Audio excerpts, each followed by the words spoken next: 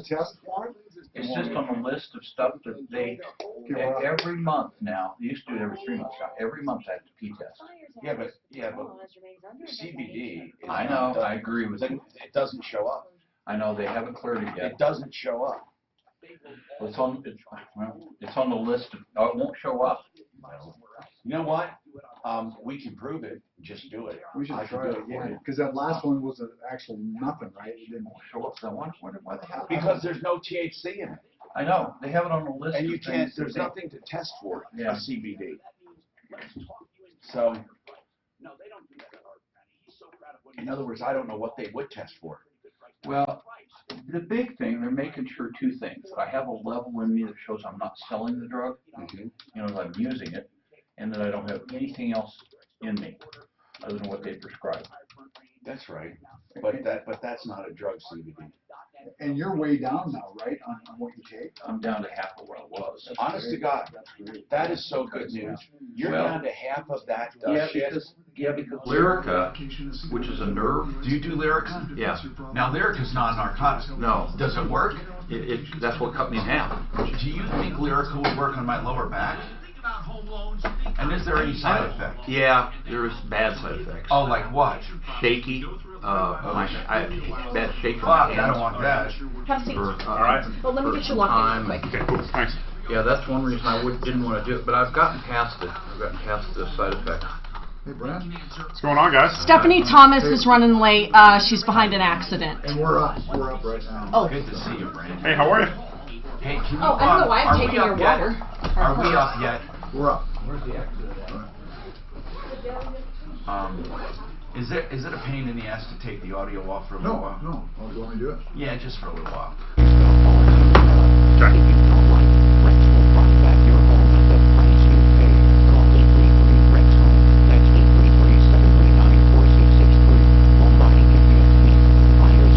All over the place to get their home, get their insurance, get their mortgage. What a hassle. A Rex agent will do all of that for you with a buyer bundle. And Rex can get your purchase qualified for a 50% rebate of the agent commission. Since 2017, buyers using this bundle have received an average of $9,300 in cash prior to closing. Savings and security. Brought to you by Rex. Call 833-REX-HOME, 833-739-4663. License number 100077876. Exclusions apply to buyer rebate. It's the new Dan Caplis Show. Afternoons 4 to 6. Hey, hope you join me at 4 on the Dan Caplis Show. We're syndicated border to border in Colorado, Fort Collins to Pueblo and beyond, so we can work together to stop bad things, do good things, and have a lot of fun along the way. Join me at 4.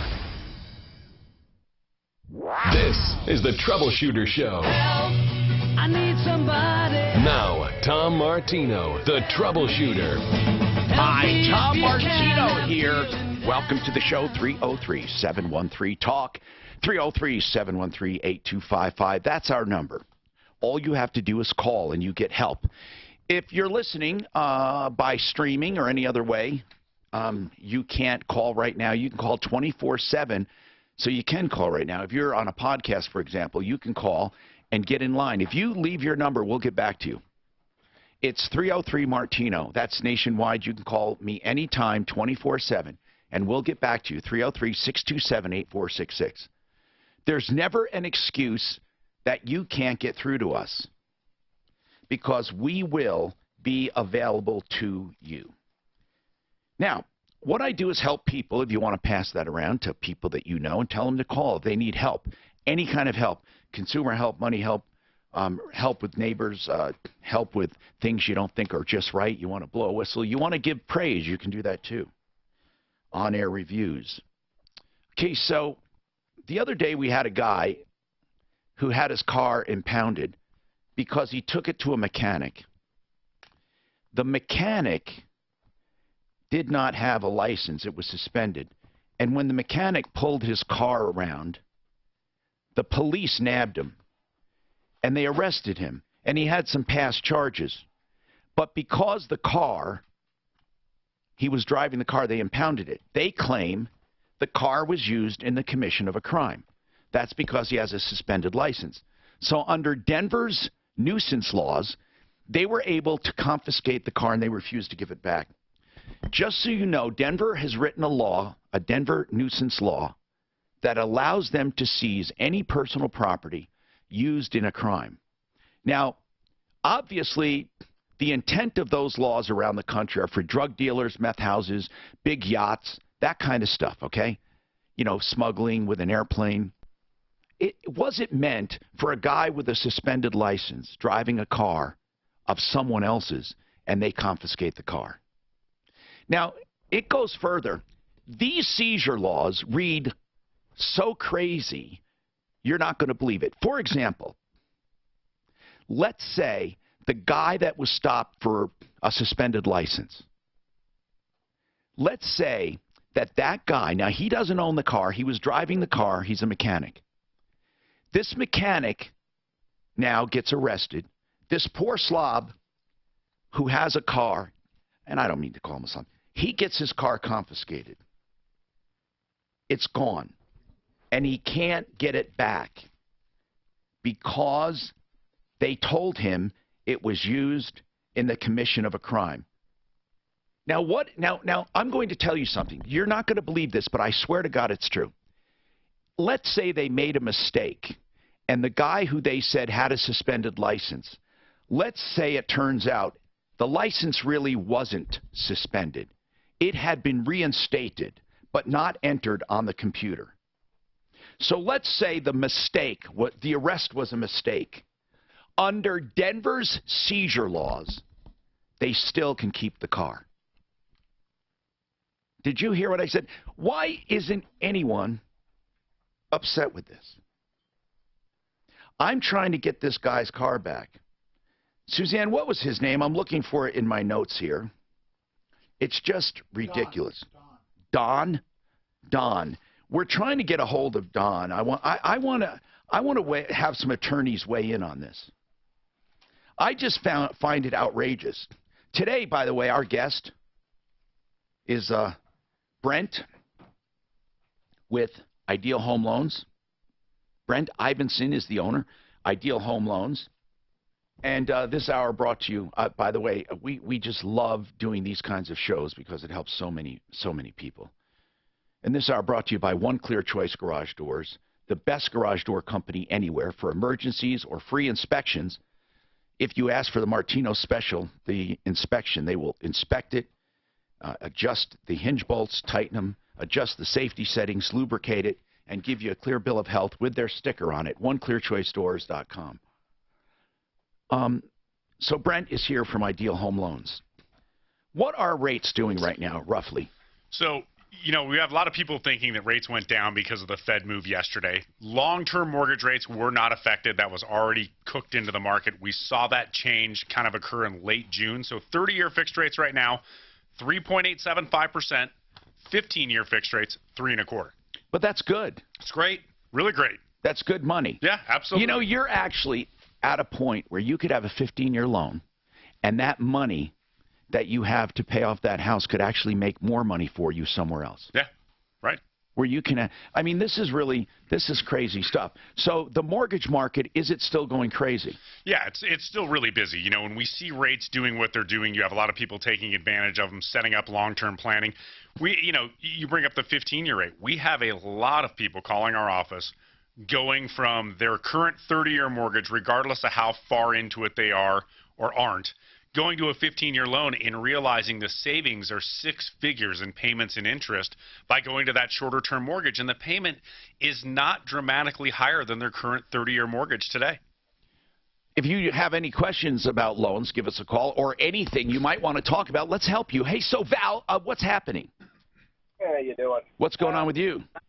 I've got excellent credit, but I've heard you speak in the past of certain banks or what have you for a lower interest than up in the 20-something because I want to hire Best Way Insulation. But one of my companies is telling me, well, they're not on their list of, Now, what do you mean not on the list? Oh, I have a Wells Fargo who I use Plumline for to purchase my furnace. Right. 2 years ago. But again, now I cannot find your company, Best Way Insulation. I've already spoken to them. I want to hire them, but I don't find them on their list either. So, you got to use, you're held captive to use their company. You're talking about Wells Fargo's company or Excel's? Wells Fargo. So you're wanting to get financing for this service, and Wells Fargo will do that type of financing, but only if you use one of their validated. Have you heard of that before? Yeah, I have. You have to use one of their vendors. Correct. What they're saying is we want to make sure the money is put to good use. Yeah. Yeah. Okay, like a roof repair, no doubt. Val, how much is it, the job?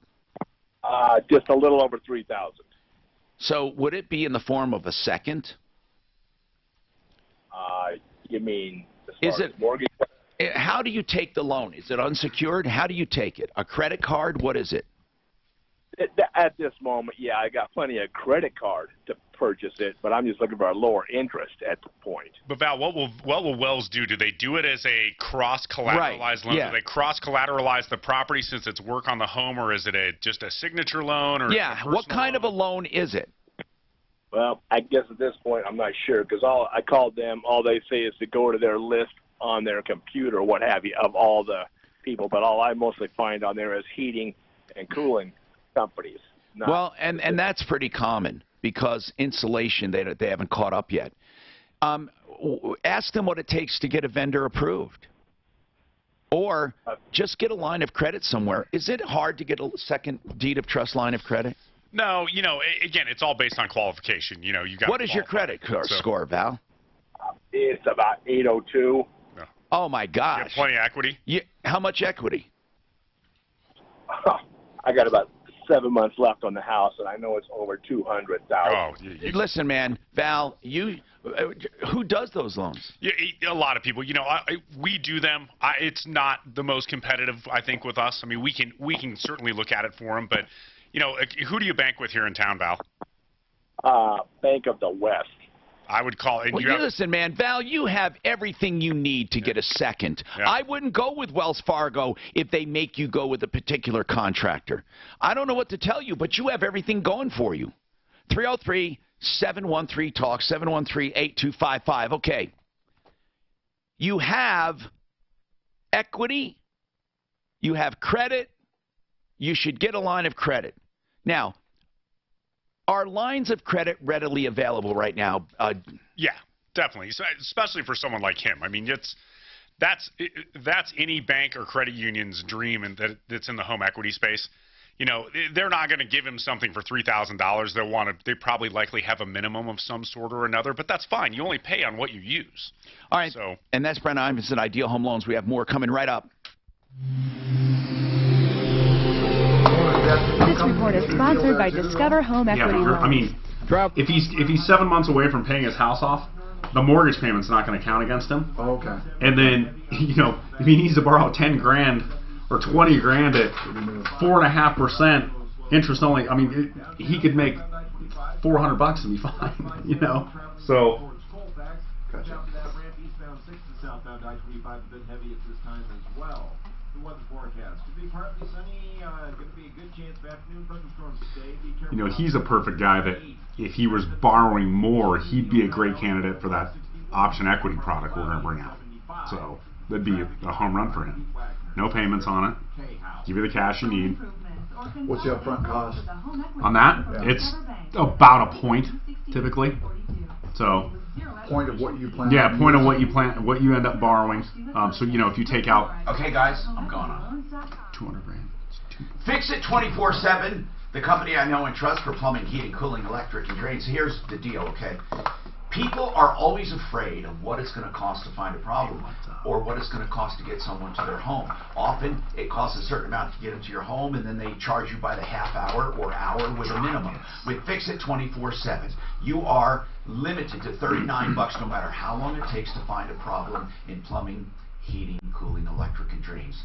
$39. And you get a licensed, insured technician to your home. No other call charge, no other charges. You get a full written report of exactly what's wrong. That in itself is worth the $39. If you have the work done, they will waive the call charge of $39 and the diagnostic fee, so you pay nothing except the repair, and you'll always get the great value of Fix It 24/7. FixMyHome.com, 720-526-3939. If that doesn't work, Brent, I got another one. Yeah, no, here, I'm trying to get, it's likely the password's changed, so I'm just trying to get in to let it formally lets me change it. There we go, it's Frank. Frank Duran. Nice. What's up, Frank D? We're good. Man, they said I had to wait because you have to go out a different way and all that. So. Well, I could have. They're sure you're here to do something corrupt. You're dressed like it. You That's fit what the it part. is, man. You look like a real crook. I'm telling you. I look like a crook, man. That's what it is. You look like a real crook and a criminal, Frank. How you doing, brother? I'm good, buddy. How are you, man? Good to see you. How's things? Good, buddy. Good. Good. So these will be mine, right? Yeah. How you been doing, man? Good to see you. Watching Always a Seinfeld? pleasure. We were gonna do that and have some good trivia and stuff, but you're so darn good at it. Let's get that. Well, you know what? I'll tell you what it is. It's not even so much that. When I used to, years ago, when my wife and I first got married, that was our show every day after work. Oh, really? Okay. We would watch it every night. That was just a thing, and that was for years. You know, when we first got married. So it's the show that I go back and I pick up new things, or it's just so funny. That might be the funniest show ever. I mean, it's just oh my seriously. gosh. We took a trivia test. Me and Mark did. Did you? You probably did 100%, but a lot of it is the actors. Yeah. You know, like who was. I'd say the who was the soup Nazi or you know, and I don't know actors' names very well. Mark. Yeah.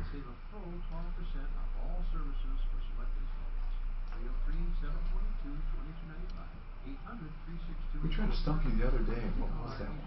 Oh, you asked me about Jean Paul. Oh, Jean Paul. Yeah. Yeah. Ren, did you ever watch Seinfeld? Yeah. Jean Paul. Is that working, Brett? No. No, it's still trying. I think what it's got to do is it's got to get to the point where it fails, and it'll ask me for the new password. So I'm just waiting for it to do that. Like I say, I got another. That's always. I don't know why.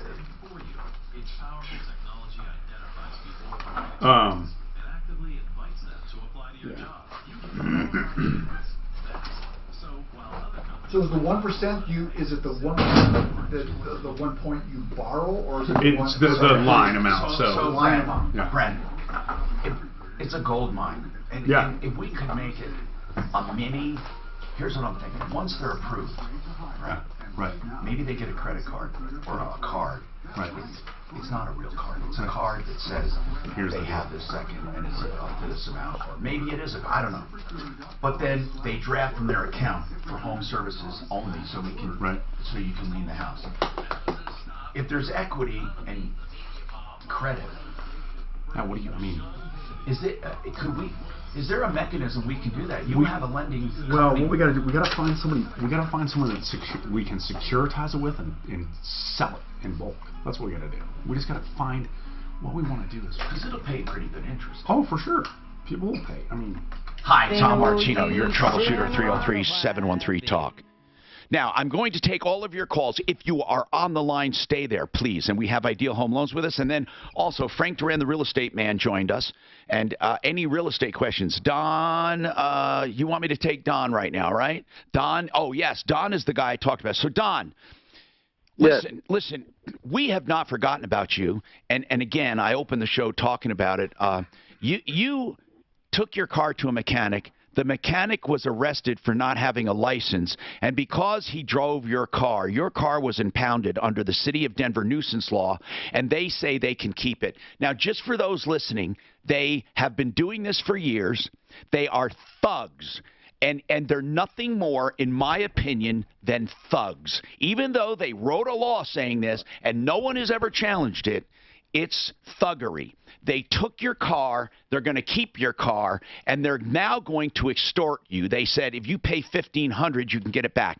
They know it's not this guy's car. They know you did nothing wrong, and they know the car did nothing wrong. But because he was driving it, they're invoking a nuisance law. And I want to warn each and every person in Denver that if you're in Denver, if Denver police make an arrest, they can confiscate your personal property. It doesn't matter what it is. Do you understand? If you're renting an apartment or a condo or a home, and they come in and arrest the person in that apartment for dealing drugs or that condo, they can confiscate your condo, and you can never get it back. No, unless they want to give it back. Now, listen, here's what else. They supersede lenders, and they supersede car loans. And the worst part about it, let's say someone says they're cooking meth. They're cooking meth in this condo or this home. And let's say they go in and arrest the guy and confiscate the home. If it turns out they were not cooking meth and it just turned out to be a bad Indian food recipe, what's going to happen is they can still keep the house under their laws that the ultimate adjudication of the charges do not interfere with the civil seizure of the home. On what planet is this fair? And why aren't people stampeding City Hall about it? I'll tell you why. Because it hasn't happened to them yet. So someday they're going to feel bad. Because Don never gave it a thought. Now Don lost his car. He lost his Cadillac because it was at a mechanic shop. The guy drove it and didn't have a license. This is immoral and this is wrong. And Suzanne, I want to stay on the mayor's office for a spokesperson. I want them to look into this law. It's wrong. It needs to be repealed or rewritten. It needs to have some kind of leeway in there for innocent parties. It does. It's ridiculous. Then I want to talk to an attorney with balls. Well, they don't have to have balls literally. I just mean someone with enough nerve to look into this. Let's talk to some of our attorneys. Let's talk to Marco for the hell of it. I want to know, I mean, Don, this is wrong. Now, you didn't pay the $1,500 yet, did you? No, and guess what? And the guy went to court yesterday. He went to court yesterday, and they didn't. And they're gonna throw all that out. They didn't do nothing. They can't charge you with nothing. But they're going to keep your car. That is absurd. Now, wait a minute. Yeah. When you say they're not going to charge him, what about driving with a suspended license? No, they didn't catch him driving the car. They didn't. The police. So now listen, folks. This is going to be crazy. We're going to see if they keep your car. Now, Don, play with us here. We're going to try to get you help. You need to trust us here. This is ridiculous. Someone's got to shine a light on this. Now that they don't even charge the guy, it's going to be very interesting to see what happens. I am pissed off. Is anyone pissed off, for God's sakes? That we have a city invoking martial law. They're taking crap. It's wrong. I think, and just to clarify something, federally, I think, well, federally, I know, if they do seize the property, and the same thing under a nuisance law federally, they still have to pay off a mortgage if they have it, then they can keep whatever's left. Denver doesn't. You don't think so? No. So if they seize a house and I happen to have a second on, I'm out, I'm screwed, I'm done. Yes. Oh, man, I find that. Now I'm pissed. Mark, forget about this guy's car. Now I'm pissed. The only reason I talk about Marco Bendinelli is Marco's an attorney. He handles certain things. He's got balls the size of a freight train. I truly like... And we got to use another expression than balls because women have the same kind of, So we call it nerve, backbone, whatever. We just have to, get some people to comment on this. He's one of them. Don, just hang on. We'll try to get one of our attorneys on. Okay, Brent, what's going on with you, Brent? This Brent on the phone, not our Brent Ivinson from Ideal Home Loans. We also have our real estate people here we'll talk to. Brent, what's going on?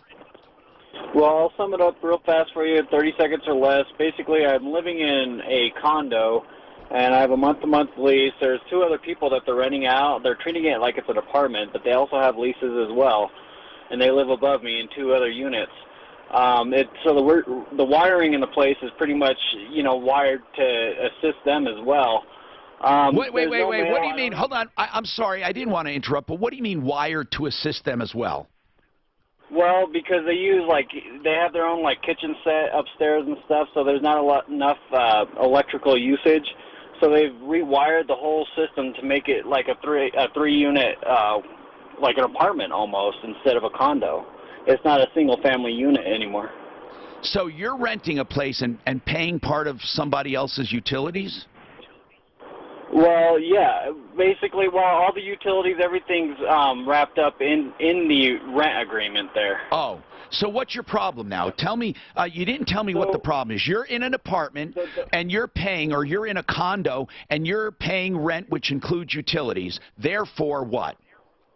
Well, yesterday I came home from work and I got a notice to vacate, but only 4 other people got a notice to vacate, but nobody else has gotten a notice. Why? They haven't given me a reason why. There's nothing on the letter that even states a reason why. Hold on. How long have you been here? 5 years. You've been renting 5 years. Is it a duplex, a triplex, a condo? What is it? It's a condo. Is it one owner for several condos, or each condo is owned? There's 2 owners for this one condo. And your neighbor has another owner, and that neighbor has another owner, that kind of thing?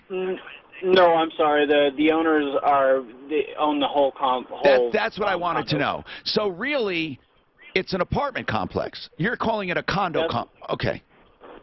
Yeah, it's a condo, but they're running it like it's not. Yeah, no, I understand. Yeah. The individual units are condos, and everyone's renting from the same owner. That's correct. Yes. Or the same 2 owners. Now, did you have a lease? It's a month-to-month lease. Well, did you have a lease before it reverted month-to-month? No, it's always been a month-to-month. Okay, was it in writing month-to-month? Yes. And what was the provision in the written month-to-month for notice? Well, they can basically give you 30 days. And okay. Then, Well, then you're answering your own question. You're wondering why me. Now, a lot of people wonder that. They have a right to vacate any apartment at any time. They don't have to give you a reason. Now, guys in real estate, Stephanie Thomas, and we got Frank Duran, the real estate man. You guys know this, right? If you're renting something month to month, you don't have to give a reason. Guys? Yeah, deal with it all the time. All the time. It's defined in their agreement. And don't you do a lot of rentals in the Springs, like commercial or not? Me personally, no. I thought you did. I'm sorry. But they know from their real estate experience that there is no notice required unless it's required by lease. But I know you're asking a question. Why me? Now, that's where it can get sticky. Are they doing it because you're an old man? Are they doing it because you're black? Are they doing it because you're Muslim or Jewish? Are they doing it because of an illegal reason? And you know that, yes or no? What is it? You don't think so, right, Brent? No, I've been a great tenant ever since I've lived there. Did you? Did you flat out ask him? Why are you asking me to leave? Well, I'm getting ready. I've been trying to get a hold of them. Nobody's returned my calls, and nobody will pick up the phone. So I'm not too certain as to why. I'm going to keep calling them to find out why. It could be they want to fix it up and rent it for more. But why did you go down that? Why did you go down that bunny hole in the beginning about the wiring? Was there a reason for that? Well, the reason why I ask is because it's not up to code, first of all, as far as, safety. And I'm just wondering, as far as it being rented out as an apartment instead of a condo in a single family unit, which I would prefer anyhow. It doesn't matter. I mean, see, I don't listen. Code does matter. But I don't even understand the query and why. Is this line of inquiry because you want payback or you want to get revenge? I mean, what difference does it make if they're doing it right or wrong? I think I hear you saying if they're going to get rid of me, I'm going to make it hard for them to re-rent it. Is that what you're saying? And if it is, just tell me. Definitely not. No, basically, I'm just wondering if they would have to pay me to, put my stuff in storage. No, why would they, Brent? Why would they? Only reason I asked. Yeah, no. Listen, I know. Listen, Brent, I understand this is hard for you. I know. I understand it. I don't mean to be a smartass. I know it's hard for you. And you're wondering, do you have any rights? The short answer is probably not. Okay? So now you're thinking, well, if I have them by the short hairs because of this wiring or stuff like this, can I use it? I don't think so.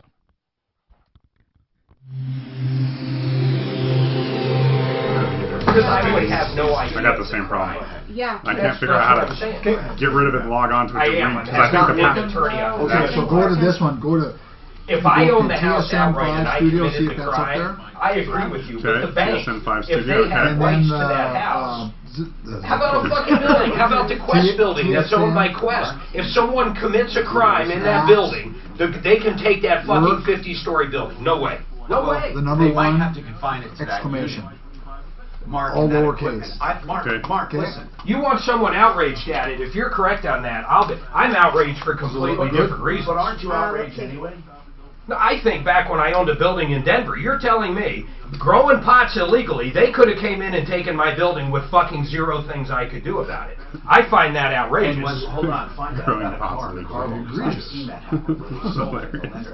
Yeah, that would fucking suck. She's trying to get a guy on that. That's all he does in Denver, some attorney.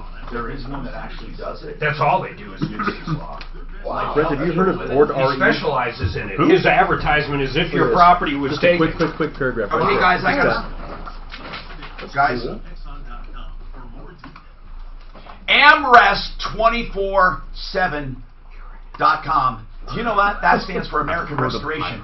People will tell you the number one ripoff in home services of any kind is when you have a flood or a fire or you have chemical stuff and they're going to take advantage of you to fix it. And then they rip your heads off. You can trust American Restoration 24/7, 833-7AM. That's AM Rest. 833-7AM-REST. If the market cools off, that'll all That's what I'm saying. That just seems like a bunch of... What's that? Oh, you've got these companies out there now that are coming in and saying, hey, we'll put the cash up for you to buy a property with cash because we think you'll get a better deal, and then we'll arrange the financing after the fact, and they charge them a pretty good chunk of money to do it. But do you Board RE is the one that he came across. We came across another one. Then we have to talk about this, guys. And then we had a client who... This was actually a really good deal. So we had a client of ours who, their employer, they'd worked there for 14 or 15 years, and the employer said, look, I want to help them out. I don't want them to overpay. I'm going to give them the money to go buy the place, and then I want them to refinance it later and get me the money back.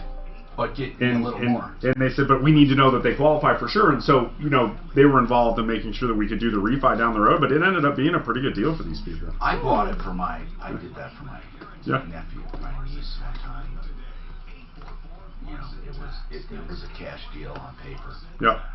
Adults who have crooked teeth and always wanted to deal with them. There is a way to do that. Dr. Kent Lawson has pioneered there was something about there was something weird.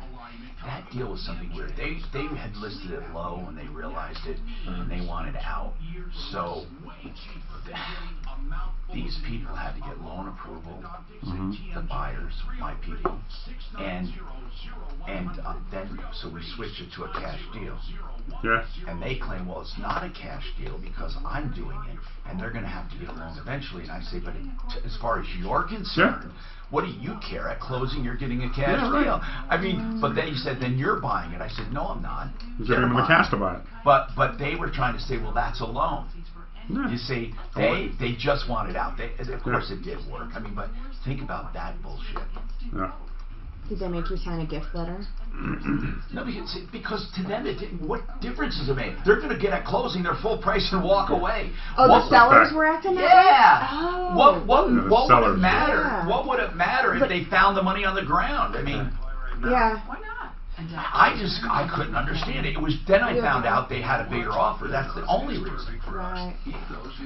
So I was my sister's buyer's agent. The highest sale at the Landmark in over a year. Guess what? It's yours. I took a commission reduction. And guess what? They're getting flooded with inventory and hardly anything's moving now. So I think we were blessed, buddy. We did it at the right time. Oh my God!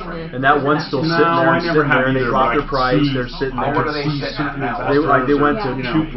They're just sitting there. And they've been on the market. They were saying they started. Oh yeah, they said it. So they're just sitting there. And they've been listed, I think, for 4 months now, just not moving.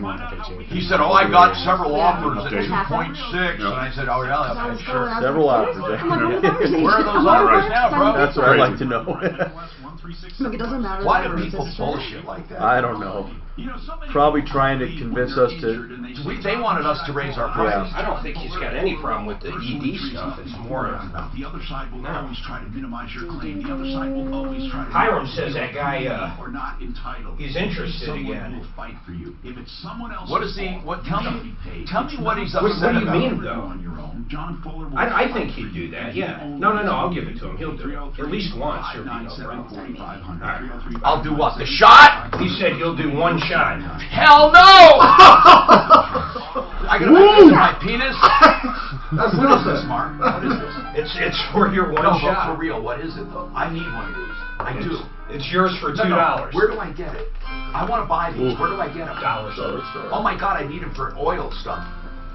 Hi, I'm Tom Martino, your troubleshooter. Our guest today, Frank Duran, therealestateman.com, 303-920-1622. Brent Ivinson, Ideal Home Loans, 303-867-7000. And Stephanie Thomas, Red Bow Realty, Colorado Springs. It is Red Bow? No, you changed. I knew you did.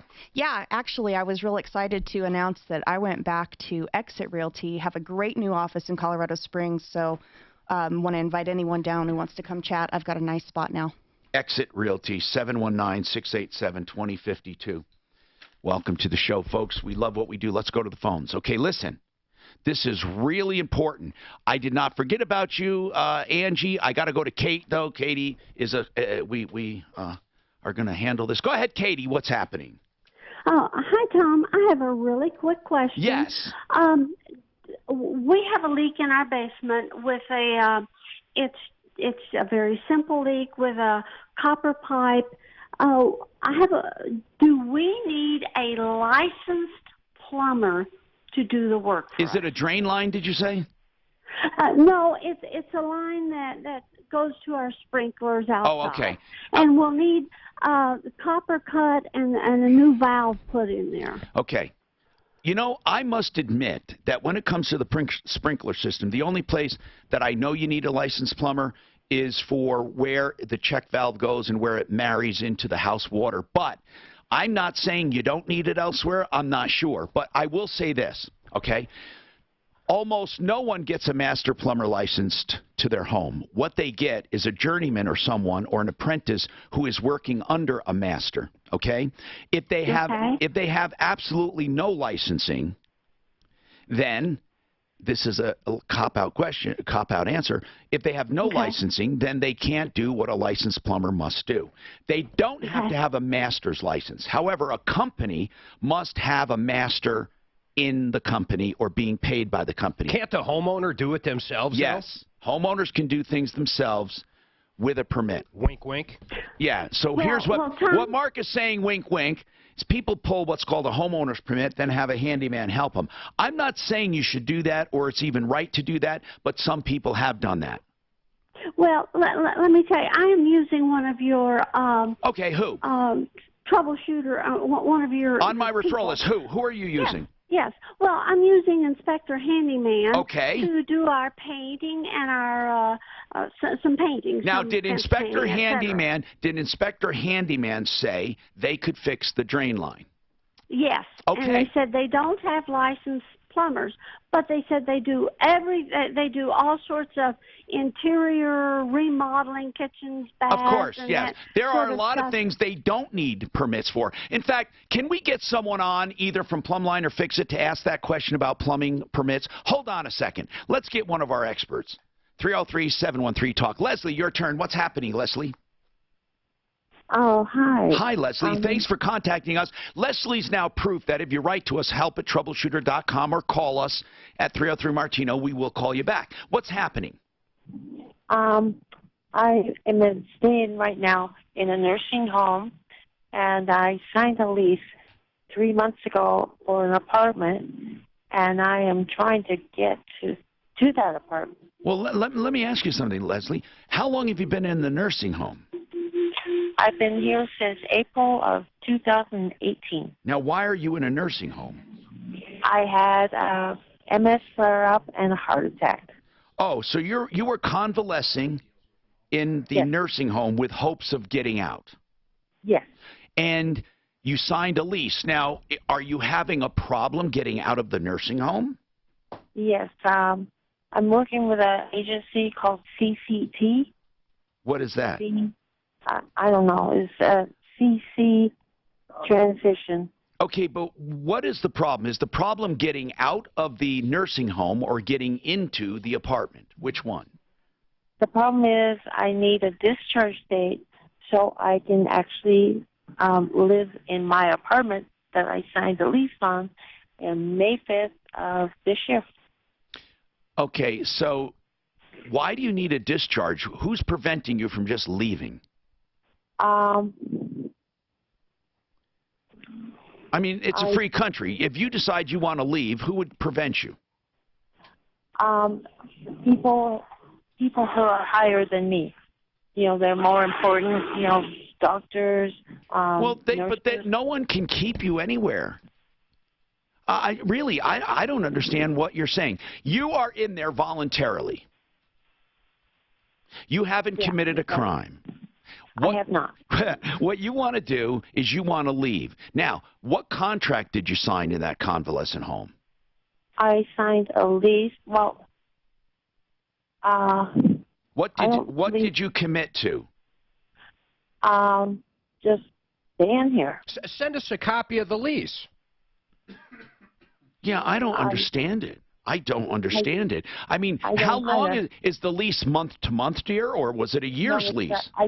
I signed a year lease. Oh, well, then that's okay. So when is that year up? May 5th of 2020. Okay. Well, then that's your main problem, is that if you leave before that, if you break the lease, won't you have some penalties? Tom, that lease is for the apartment that she signed in May, not for the... Oh, I'm talking about the lease for the nursing home. Did she sign an agreement with the nursing home? That's a long time ago now. But, Leslie, you said you went in there in April of 2018, right? It is. And, you know, I can't remember that far back. I don't remember what we signed in April. All right, so you have an apartment already, and why aren't you moving into it? Because they tell me that they're waiting for services who are backed up. I don't need their services. What services, Leslie? What are they waiting for? I'm getting very... What are they waiting for? Oh, first of all, they were waiting for a caseworker. Okay. Are you on social services? Yes, I am. Who's paying the rent on the new apartment? I have to. Okay. Then, listen, you can get out of there. I have no idea why you can't get out. Deputy Dan, you talked to her? You contacted her because she contacted us. Did you? Right, and I didn't understand it totally also, and I think we have to call Pearl Street and just ask them why are they keeping her there. Exactly. Hold on, and we're going to help you out here. You know, we had a case one time where they would not let a woman out of a nursing home. They loved getting her money. They wouldn't let her out. There was, and when you went to see her, they said you couldn't see her because she was too sick. We had a tough time, but we eventually freed her. You know why they didn't let her out? They said she was going to go gambling and spend her money, and they said, who the fuck cares? She can do what she wants. Anyway, Brent, if we could do this. So, yeah, I looked into a similar thing. I had a buddy. There's a lot of money to be made. I have a lot of buddies who are in the medical field, and they wanted the ability to finance procedures. So we started looking into it, and the big player in that game is Care Credit, which is a credit card. Well, I looked at it and said, why would you? I mean, you can do it for cheaper than 21 or 22%. And certainly if we're cross-collateralizing the house, there's got to be... No. There's got to be a simpler... That's what I mean. Yeah. And there's a lot of money to be made. There is. But then I got to look into... And see if we put together... We could do an entity. We could get it capitalized pretty easily. Okay, you can put that back up. Sorry. Where does this go? Oh, just up there. Here.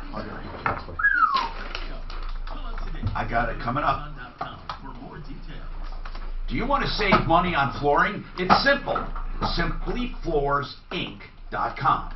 Do you want to have the best installation guaranteed? That's simple. SimplyFloorsInc.com. Do you want to save 20, 30, 40, sometimes half? You heard it, simplyfloorsinc.com. They have new low-cost financing. Call for details, 303-456-4660, or stop in at 52nd and Ward. But better yet, make your own appointment right here, no obligation, simplyfloorsinc.com.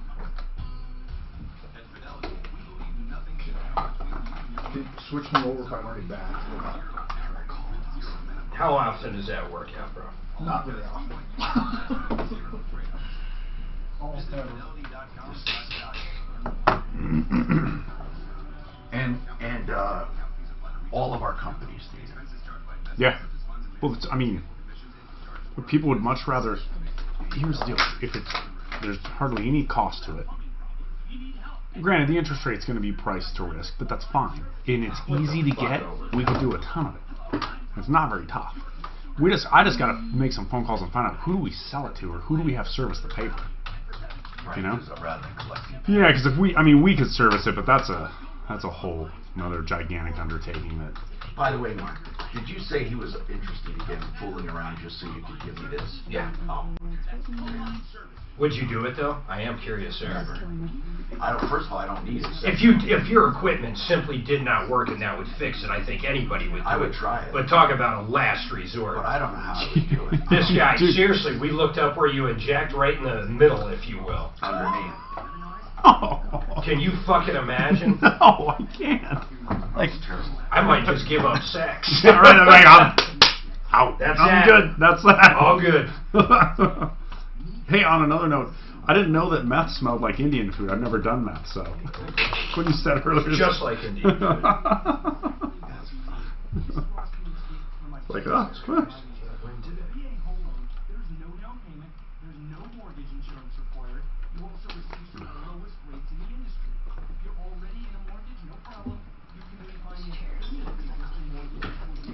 Oh yeah, when they sit way down. Well, no, it's going deep. It's like going down. down. Going down? Yeah. Oh, that's horrible. Let me tell you, it's amazing to me how shitty the chairs are here. Yeah. It's fucking amazing. No. You know what though? Most radio stations, honestly, are shit. Yeah. They are. You've been in a lot. They're all shit. Bunch of them, all of them, every one of them. They bought the stuff when they first moved in, and they've never replaced it ever since. They never. It'll get fucking replaced. Computers are running like Windows 3.1. It'll get replaced when you move. That's how it works. Ah, did you get this from Target? No. Oh, I just bought one just like it this morning. I swear it's just like it. No, That's cute. How are you doing? Good, how are you? Good. We got stuck behind a wreck, like right in between Sedalia and Castle Rock for almost 30 minutes sitting there. Dude, the construction down there is a nightmare. Castle Rock's a nightmare. Well, I had to go most of the time. I had to go to the Springs last week to the Air Force Academy. It took forever to get down there. The roads go down there. It'll be nice once it's done, but yeah, that's why we'll usually take the back way and come in. Oh. I can't wait to hang out tonight. I know. Hey, Suzanne. Oh, great, Kate. How are you doing? How you doing there? Good to see ya. I was stuck downstairs, so. Oh, yeah. Did you see why? Yeah, Mark showed me. By the time we get used to hitting 3, they'll change us back to 4. Yeah. I was just getting ready to swap that back for you. Mark gets confused still. I know. What would they do if someone in a wheelchair had to get up here? But Tom, that's a gift for you. That boy, that'd be tough. Wouldn't be able to. Where did you get that? He's chicken. Dollar stores. They're $1. I gotta get some. That one, I'll say only $2. $2. That one is. $3. Because it's we took out an. Hold on, I'll buy it from you for Mr. $1. Breakhouse Life. Hey, Stephanie, how you doing? I cut it out of the package. Hanging in there. You hanging in there? Does it come with more than one? Just running. How about you? Sounds like you're running. But the meat is not very good because the meat Yeah. will pull out. That's good. Yeah. I got a true turkey one at home where you inject it. That's good. Good. How's For your you, market out that's there? about $4. You know, we've actually seen things kind of pop a little bit. So it's food we're grade. seeing price reductions, longer days on market. Really? Yeah, I'm seeing a little That bit could more be choice. debatable. Prices are still, up for that market. That's one thing I don't buy. It's slowing down a little, but that's this time of year. You It know. How much is. dog It food is. stuff? I've had one sitting on the market now for 90 days. Oh wow. I'm serious. Yes, which is Where the killing fuck me. would you buy Fantastic. shiny stuff? You know what it is? I think Go to people places gotten that says made in spoiled. China. Oh, like Where you're Walmart getting has offers shiny rent dog within food. 12 hours. Dude, And that's the thing. now, if they're on the market 5 days, they're panicked. Yeah, they Yeah. freak out. It's really not a big In deal. the I know. U.S. is is. I know. We got one today. We've been on the market. I think 6 days. Just got 2 I'm offers. thinking you're wrong. It's probably But made from other dogs. 4 months ago, we would have had that in a day. 5 minutes. Yeah, had it in an hour. Oh yeah. Exactly. Hi, I'm Tom Martino, your troubleshooter, 303-713-TALK. Any mortgage questions, real estate questions, give us a call. We've also been talking about nuisance laws. And people, if you haven't experienced it, then you probably don't care. But we got just yet another call. Joe Lazara is an attorney, criminal defense. I want to talk to him about it.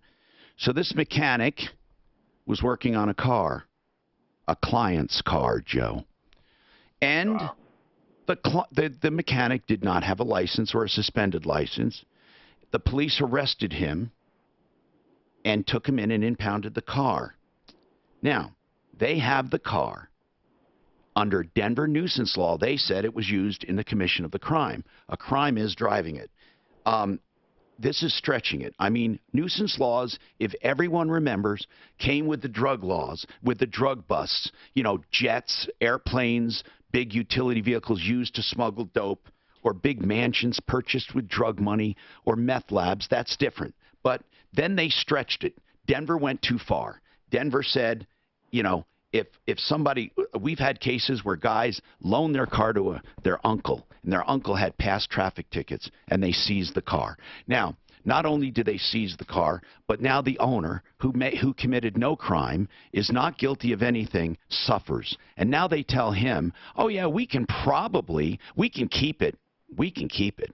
But if you pass $1,500, I think we can release it. That's nothing more than extortion.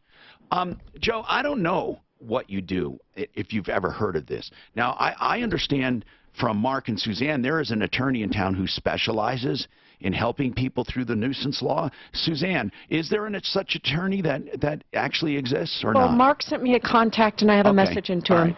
Right. But Joe, you're a criminal defense attorney, of course. You would figure that's who deals with it the most. I don't know. Do you ever deal with the nuisance laws? We do. You know, we don't necessarily specialize in it, but we do handle these for our clients all the time. And Denver's notorious because it's all about the revenue. It's all about money. And here's what's really, and correct me if I'm wrong, but if they're found not guilty, or as it turns out in this case, since they did not witness the man drive the car, and he was near the car with the keys, they are not going to charge him. But the guy still can't get his car back. We've had cases where it was adjudicated and people were not guilty, but the property was still held.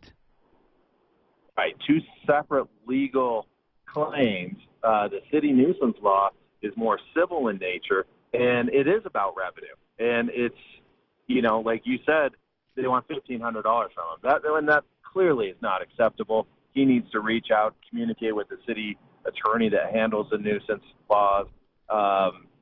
They negotiate because he is an innocent party. That's number 1. Number 2, the defendant's case was dismissed. 3, it's questionable whether even they had the probable cause to seize that vehicle. But it looks like Denver takes first and then asks questions later. Yeah. So has anyone ever challenged it up to the Supreme Court or at least the state level? Has anyone ever done it? I don't think so necessarily in Colorado, but there are cases going around in the country dealing with nuisance and seizures because it's not just Denver. It's a lot of the police departments use it as a revenue producer because you see somebody's vehicle, you charge them $800 to $1,500 to get it back, and if they can't afford it, well, now you take their car and you sell it at auction. This is crazy. Now, what I want to know, if you know this, can they supersede the lien on it? I don't know, but usually, let's say there's a lien holder, GMAC, or, you know, the bank or whomever. The bank usually will get involved. They'll release the vehicle to the bank. No, I know they'll pay, but I've heard of lenders paying to do this and then charging it to the owner. But still, what I'm getting at, that leads me to believe they supersede the lien, which is even more unfair. As Mark said, what if I own some real estate or a car, or I loan somebody a car loan. I'm convinced if I knew of the crime, they might have a case to keep it. But if I had no idea my tenant was doing anything and I attempted to mitigate through background checks when I put him in there, I don't think they can. I know you don't think they can. The problem is they do. That's the problem. So anyway, Joe, what would be this guy's first step? Do you think he should just try to negotiate with the city attorney? Well, I think he's better off calling an attorney, number one. But number two, if he wants to do it on his own, reach out to the city prosecutor. There's one city prosecutor that handles these cases only. And reach out to him, talk to him, be flat out. Say, hey. Do you know who that attorney no is? idea. Do you know who that is at the city level? I believe it's Corey Nelson. Corey Nelson. And Corey Nelson deals with property seizure? Let's try to get him on. Let's ask the guy. Yeah, that's what we might want to do. I mean, he is a public official. They have a whole separate department that all they deal with is just nuisance. I wonder what that I want to do a public records request. I wonder what they seize in a year, in any given year, like in 2019. Suzanne, I want to do a public records request from the nuisance department, if that's what it's called. I'm Tom Martino. We got a lot more to go on the Troubleshooter Show. 303-713-TALK. I will get to all of your calls. Leslie, you as well. Stick around. My family was devastated. You wonder why this is anti-cop may do this. I'm telling you, I'm not saying. worth $3.2 million. Where's it? I just can't imagine. I fucking can't imagine. Oh, this is where I'm a member at. This is a house that was built back during the meltdown, right? Finally sold in 2012 for $1 million. Yeah. No, they want 3.2. No, they want 3.2. Nice. That's crazy. It's not that. I mean, that's what's even worse. But I do real estate agent walks in and goes, deal with it later. But the cop had 100%. The cop did it. I was gonna say if the comp's saying it, that's one thing. I'm still not convinced the guy did But that. if there's no comp, They can make then something. Well, they can, but here's the thing: the latest one to sell that was 7,500 square feet is owned by the largest flooring guy in the West, and he sold his for 1.7 or 1.6. What is it? Oh, a house out in Ravenna that got bought in 2012 for $1 million, and somebody's trying to sell it for 3.2 million. You know, I'm pricing. You just made me think of something. I'm pricing homeowners because they changed it so much on me. Basically the roofing crap. Chubb. You ever heard of Chubb? It's an insurance company. Okay. They're valuing my rebuild cost at about 80% over what I think it is. Not 10 or 25%. 80. If it's $1 million house, they're saying it's 1.8 to rebuild. So in order to use them, you have to insure 1.8. So then there's no savings there. It's not a good deal. It's the craziest thing I ever heard. Right. Hey, my name's Mark Major. I'm with the Tom Martino Troubleshooter Show. We're a consumer advocate radio show. We're actually, you're not on the air with me, but we're on right now. We were hoping we had a question about nuisance laws in Denver, and one of your Google ads or one of your websites actually says that Shazam actually, specializes in this. Would he like to come on the air and take a few general questions about it? It would be great publicity for him as well. Leadership. The Senate approved a 2-year budget and debt limit agreement, 67 to 28. We have done that. Okay, can you give him my number to give me a call back, and maybe we'll do it a different day? Increased military spending under the agreement. It's Mark Major, and tell him it's with the Tom Martino Show. And you can check us out at troubleshooter.com. We're the longest running radio show in the country with the same host. But anyhow, my phone number, this is an off-air number, 720-841-6890. We just had a guy he just called in yesterday, and we're talking about it again today, but basically, he dropped his car off at a mechanic's place in Denver, and when the guy was test driving the car, the automotive guy, he got pulled over, and basically this guy's car got taken under the nuisance law, and he had nothing to do with it. It's crazy. It's the same old story this guy probably knows. So, that'd be great. Wonderful.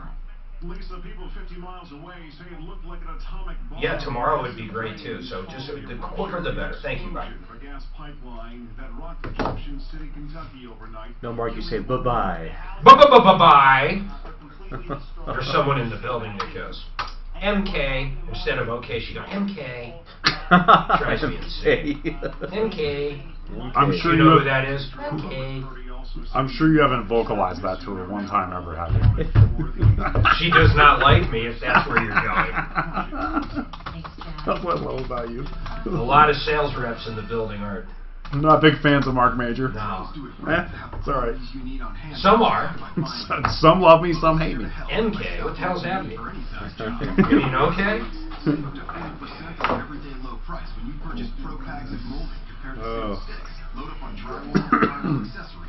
Paul's got the website done. We had to pull teeth with the other place to get it all.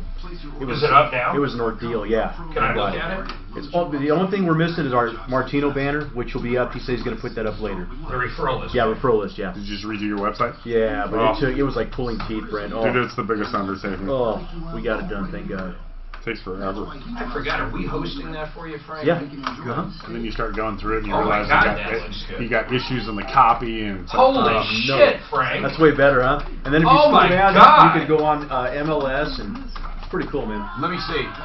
It looks Paul did a good job on this. Paul who? Paul Daddy? Yeah, he did a good job. Paul, Stephanie's, what is it, Frank? Stephanie's father. Frank Duran. Oh, did you know that? Did you know that? Go to the top, bro. Look at this. The very top. Yeah, Frank, he's a good guy. We're still trying to. Look at this. Well, instead of he got referral list. If he could Photoshop. what did that one company if he want? could Photoshop my face over Frank's. Oh boy. What did you were gonna pay a company like what, $250 a month? I forget. I don't remember. Yeah, it was going to be up there though. That was so now you had a one-time fee. Nice. Yeah. This is on our server, by the way. Yeah. I told Frank. That's because Frank's my favorite. I was happy enough. Next to Brent.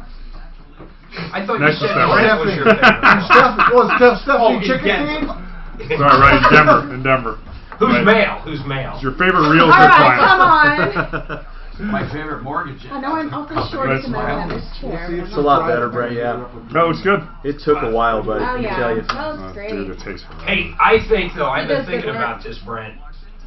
If you dress up like my guy Vince used to, No. I think I'm not we doing can it. get that phone going apeshit. Here's the deal. I'll pay Vince to dress up on Ideal Home Loans' behalf. How about that? And I'll even give him cash. He doesn't even have to. It'll just be straight cash. When you showed me that video the first Oh, time, I couldn't dude. believe that anybody was hawking loans like that. Well, you remember he hired me into the business in 1996 at Regional Mortgage. Tom, this guy looked like the guy from Jersey selling stereos. But Angie So, was did you remember he dressed with like the Look, Mad before Hatter we too pull in one of these them? people I've up, gone we need mad to for see the interest pictures rates. of the job Is he and like the- decide if who's she's that guy on really Sniper? not The Wiz? He's like the Wiz? complaint. Oh, you know what? Oh, This is dude. He's a whiz, the whiz. Anybody can beat him. Hilarious. I beat anybody. I'm a whiz. Dan, can you send him the Remember pictures the of eyes? Angie's? Yeah, I don't. They're so. I got I one mean, for you.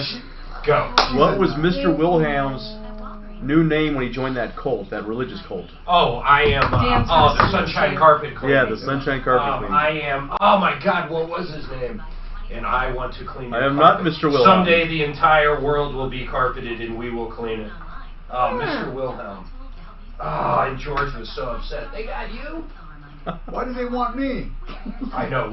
That's even the funniest part is they didn't want George. They knew he was trouble. No, what was it, Frank? I am Tanya.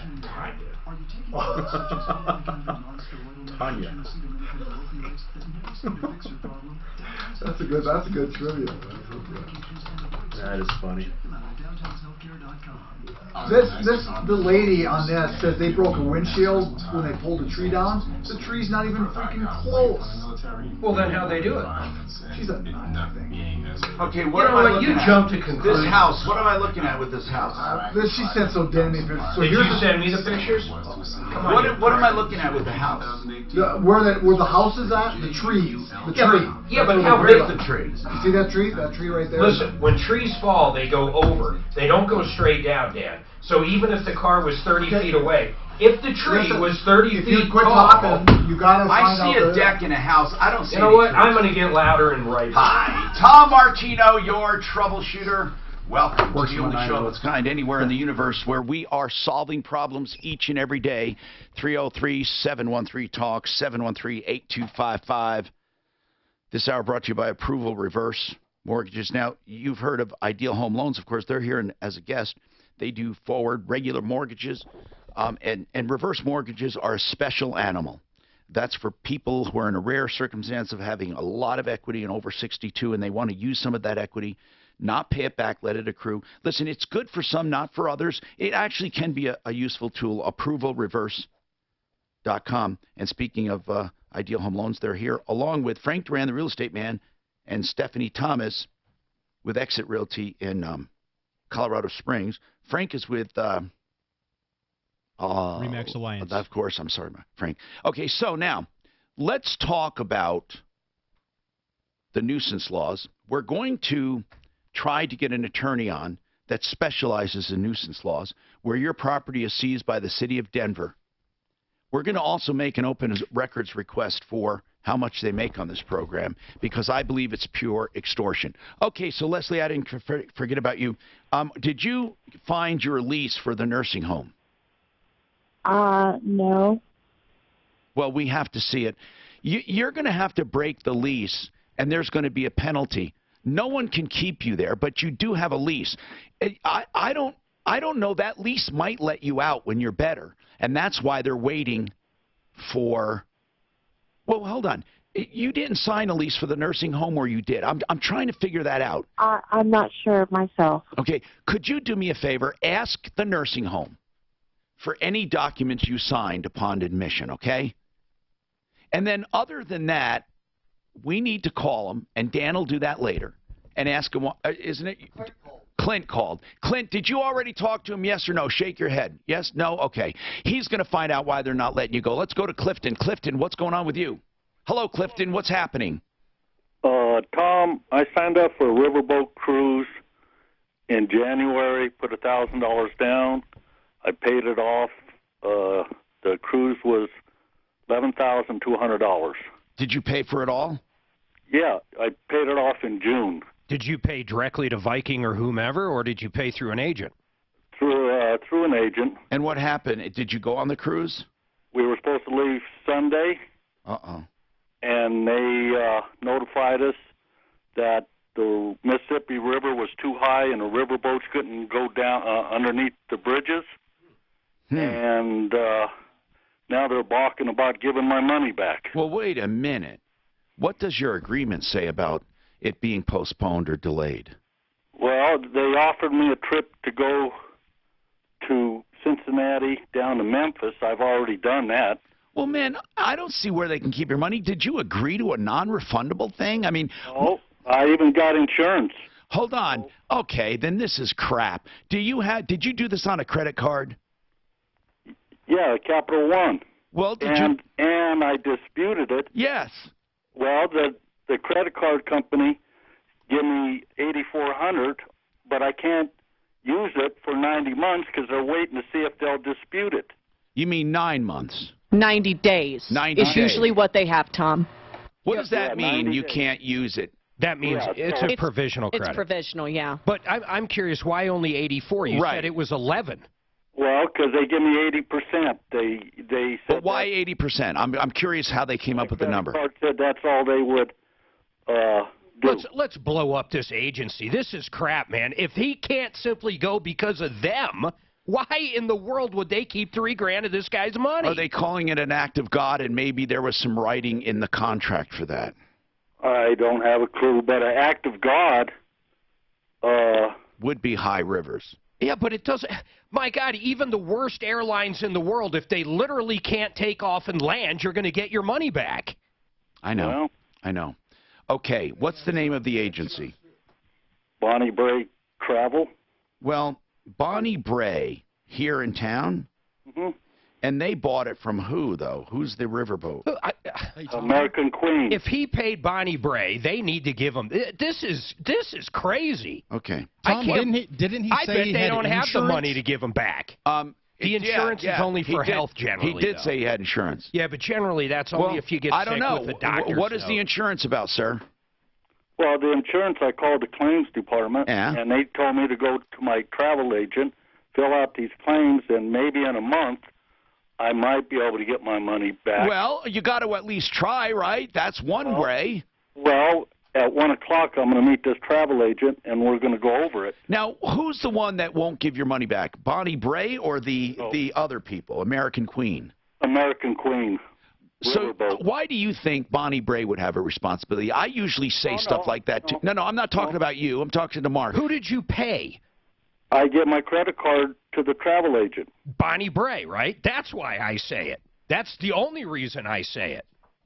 Well, she run it. If I went through a travel agent and Frontier canceled a flight. I understand what you're saying. I know what you're saying, but what did Bonnie Bray do wrong? They're not giving his money back. Well, Bonnie Bray passed the money on except for their commission. All right? I know what you're saying, Mark. The pure sense of the transaction is he dealt with a travel agent. Okay, if this was they should advocate if this was Costco Travel, which you've used and I've used, I assure you they would give all the money back, even though they paid a hotel or whoever. But I don't understand why American Queen won't give the money back. How do we know they didn't? All right, let's start with Bonnie Bray. Who's calling him? Somebody. I'm calling him. Okay, okay, good. Mark. And I'll be nice. Call him. Hold on a second, bro. Listen, I'm with Mark like on these things usually. I say you dealt with them. It's like, for example, you buy an appliance. I often say this, and the manufacturer is screwing you around. You bought it from a retailer. They should help you. Well, if it's within their scope, okay, let's put it this way. You buy it from Lowe's, and they never deliver it. Who are you going to go to? Lowe's. Exactly.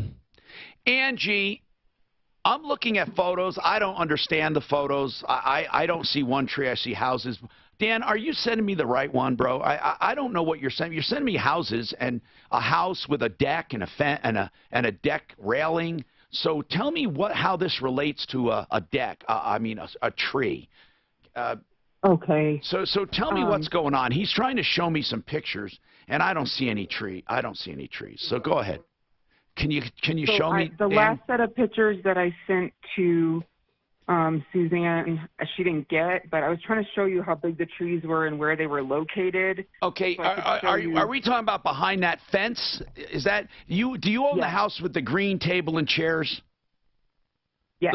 Okay, that little green table and chair, and the trees you're talking about are beyond that fence. No, they're in front of that fence. They're in the backyard. And what happened? A tree service did what to you? Did you hire the tree service? What happened? Yes. The tree service tied rope to the deck, the corner of the deck on that left side. And did what? They tied a rope to it for what reason? To use in pulling the trees down. These were 40 to 50 feet pine trees. What do you mean they tied a rope to the deck? They tied a rope to my deck. And did what with it? Assist in pulling down these trees. But I don't understand tying a rope to a deck, how that pulls down trees. Did they jump on the rope? I mean, how do they apply pressure? They tied a rope between the tree and the deck, right? That's correct. And then what? So far you have a rope. Yeah. And then if you look at the pictures of the window, you can see where the rope rubbed against the window, which created the pressure that broke the window. But I still don't know what pressure. When you tie a rope between a tree and a deck, what did they do after that? How did they pull on that rope? Was there a pull? I'm not entirely sure. I'm not entirely sure if they were using the rope to stabilize. Okay, so you're saying in the process of removing a tree, they hurt your window. Yes, multiple trees. They were 40 to 50 feet pine trees. Dan, do you see the window? Really Where's the window? I can see it. Okay, so why am I not? It's the side shot with the, you'll see the railing from the deck or the patio, and then you'll see the window. You do not see that? No. I'll show you. But there's a crack. But do they admit they did it? But what's the big deal about one crack? Saying they didn't do it. Is it one pane, or is it just one pane that's broken? No, you have to replace both panes and the glass because it's not a standard size window. Yeah. It's costing me $638 to replace. Well, that's not unreasonable. I mean, what do they say about the damage? I talked to them yesterday. Yes, Suzanne. Pardon me, two things. Their response to me yesterday was that they didn't use any ropes during the job. And then the second thing is, when they did a walkthrough of the job, she was totally fine and satisfied with the job. That's where they're standing on this. But I don't know how they cracked the window. I still can't get it through my mind how. That's what he said. The tree didn't fall on the window. Right. And no, they but said, I we mean, didn't something use, could have shot up. How I mean, could who a rope knows? crack a window? But did you see the window break? Yeah, No, how I do you didn't. know?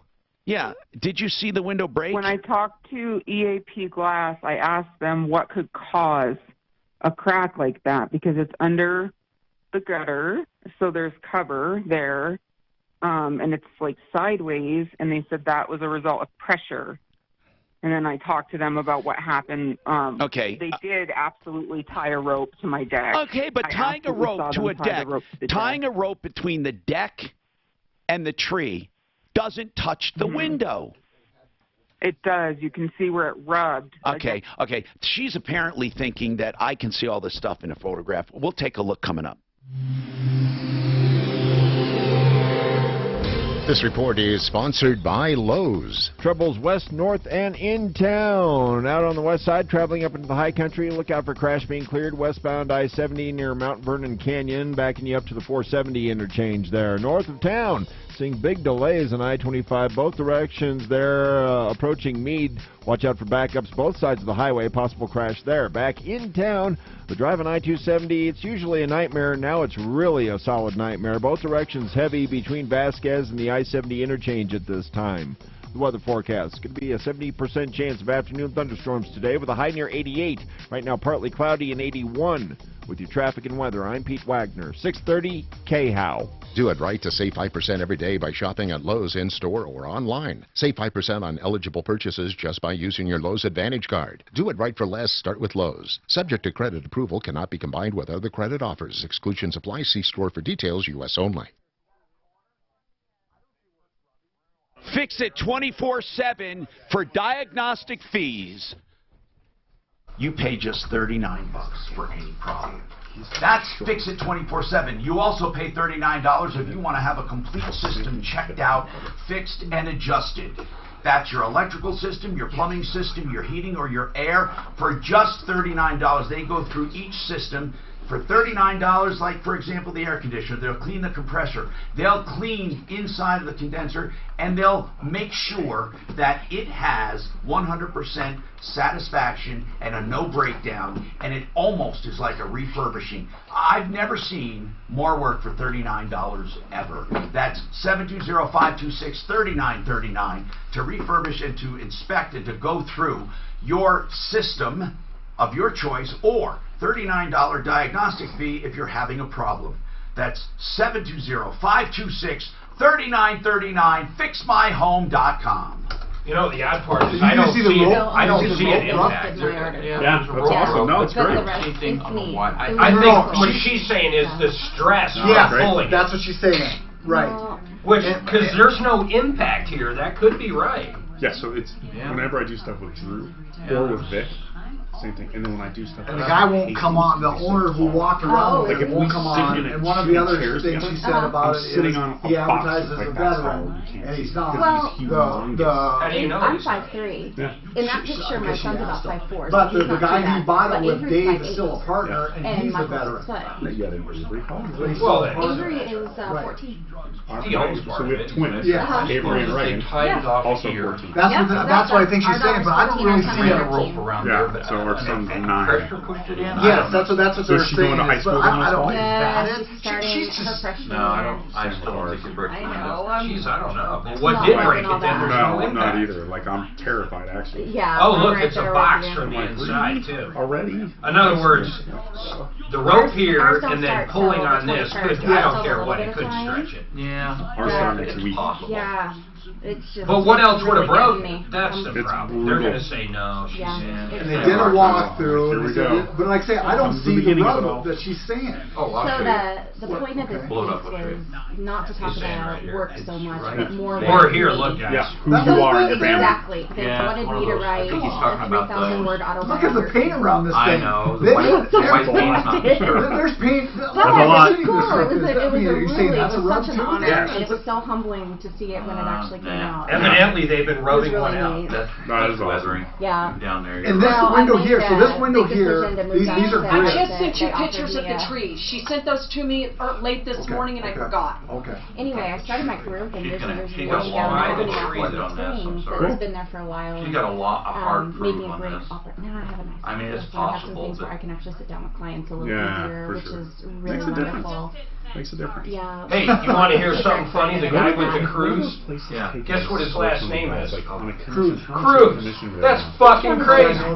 Each one is different. Is it all I'll and never it's- forget. It's based Tom's on dad? production. I'll never too. forget what Frank So said, Mark. so like my cat, You're not a I have shucks and cat, darn but about percentage of cat, and Okay. Doggone it, which Mark. actually works out to be a fairly, 280 window glass. I feel a good deal for myself Nice. because I'm getting No, I don't think so. an Okay, office so I'm- space. Because I looked You into know the what business. happened I have to those. You know, when I was with Suzanne. Red I Bull, left a because message the with the lady cruise who company. was a The fantastic person, the lady educator, who and I left the wanted to message train, sounds like she's be a 120. do management training under her. But you know Okay, what the yeah, So guy's that was last the name agreement. is? I went over there for Cruz. about a year to Okay. train I love her, it. and she's awesome. The But caller's there last was no name is Cruz. location, there's no If that's the technology, tree's not there's even nothing close like to that. Right. So The for me tree's to go over there. to Send me that long picture. term, I think I did. where No, want maybe to go it's on long the term, side now.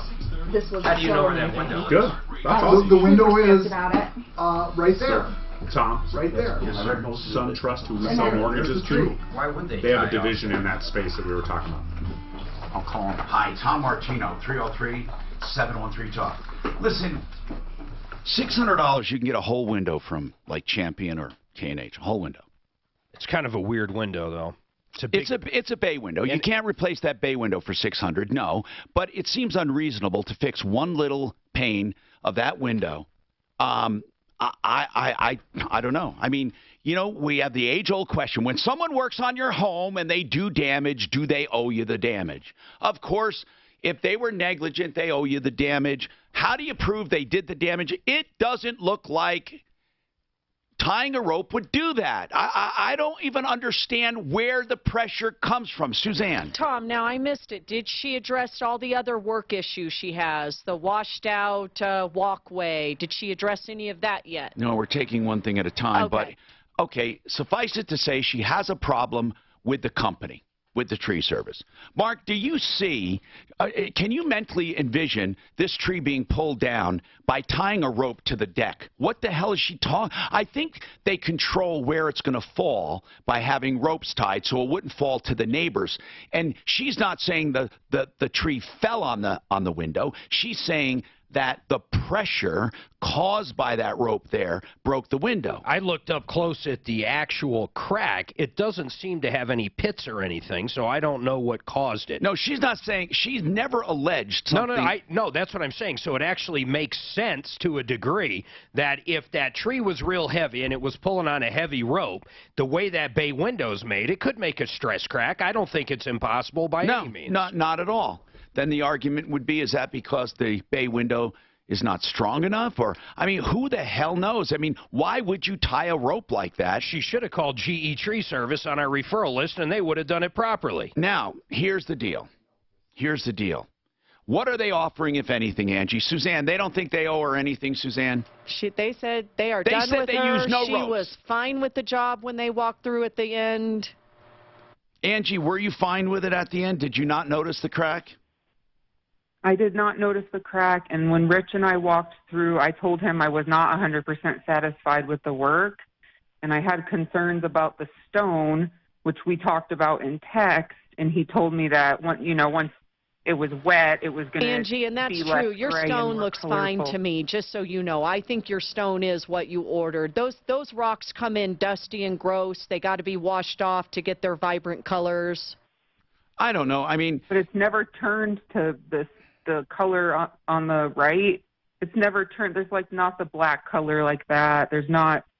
It's like mostly gray. It's mostly gray when I for the look at it. damages. So she's got a bunch of problems. Okay, Angie, why did you sign off? It was fine. Do we have a lot of complaints about this tree service? I don't know. Never heard of them. And the only funny thing to me, Tom, is there was two partners, Rich and David Montoya. Rich bought David out. They still represent themselves as a veteran-owned company, and I think David was the only one. I'm not sure. So they're no longer veteran-owned. Okay. But all over their website, it says veteran-owned. Like, What, that's their big Dan? deal. Dave is a partner of it, and he was the original owner, and Rich bought in, so Dave is still a partner there, and he's the veteran. Okay. I think she needs to bring this to small claims court. I can see where the rope was tied, but they're denying using a rope at all. Do we have a photo of a rope? I mean, if anybody has ideas, give us a call. Okay, Clifton with the Riverboat Cruise. Did you call him? What's going to go on? I left him a message. This is, I have looked up so many different policies. Bonnie Brae Travel's been around forever. Well, they sound like they have been, by the way. So anyhow, listen, I have looked at Viking, I've looked at Carnival, I've looked at all these cruise lines. Yeah, but the riverboats If it's canceled, that's Viking. If it's canceled because of weather and they cancel it, you get a full refund. In what planet would you not? Clifton, are they saying you must take another trip? They offered me a trip to Cincinnati down to Memphis. I understand that. If you said, I don't want to go on another trip, what do they say? The claims department for the insurance told me to file the claim. Okay. You already got $8,400. So what are you filing the claim for? Use it, Tom. I can't use it because he hasn't technically got it, man. Well, they said we got to wait 90 days to see if they dispute it. All right. And then said they probably won't dispute it, and then they'll still make $3,400. That's absurd. But you can still put in the insurance claim for all of it right now, right? Yeah, I'm supposed to do that at 1 o'clock Would today. you do me a favor? Yes. We'll remember this problem. We have it written down. Can you call us after you meet with them and see what they're going to do? I mean, seriously. I'm telling you, almost every single... I don't see one cruise line that if they cancel the cruise, you don't get a full refund. Okay, I would also, Suzanne, maybe tomorrow, or Frank, Mark, why don't you call them, American Queen, for the hell of it? I'll do it. And say, hey. I'll look at their policy right now. Hold on. American Queen. I think they're trying to hold on to whatever money they made marking it up. 303-713-TALK. Nick, what's going on with you? Hello, Nick. And we do have some emails for real estate and for loans. I wish you guys would call in. We have Ideal Home Loans here, along with Frank Duran, the real estate man, and Stephanie Thomas with Exit Realty. Go ahead, Nick. What's happening? Hi. Yeah. Tom, I was in a car accident, and my car was damaged, and the insurance company has reviewed the vehicle, and they want to do it as a loss. So, of course, I want to keep the vehicle. They want to make it a total, right? Yes, but I want to keep the vehicle, which the insurance company said is fine, but my question is, they are offering me less than the value, than the actual cash value of the vehicle. Well, So Nick, hold on. What vehicle is it? Let's start there. It is a BMW 2011 BMW 535 Xi, all-wheel drive. Okay, now, that car, without an accident, how many miles on it? 128,000 miles. That car, if you went out to buy it today before the accident, what would it cost to buy a car like that realistically? $12,998. Now, how'd you come up with that price? I found 4 cars that are in that price. All right. Same mileage. And what did your insurance company say they would give you if you totaled it? $10,900. And what is your deductible? $1,000. Okay, so that's $11,900. That's what they're offering you. I mean, technically, because you have to pay the first $1,000.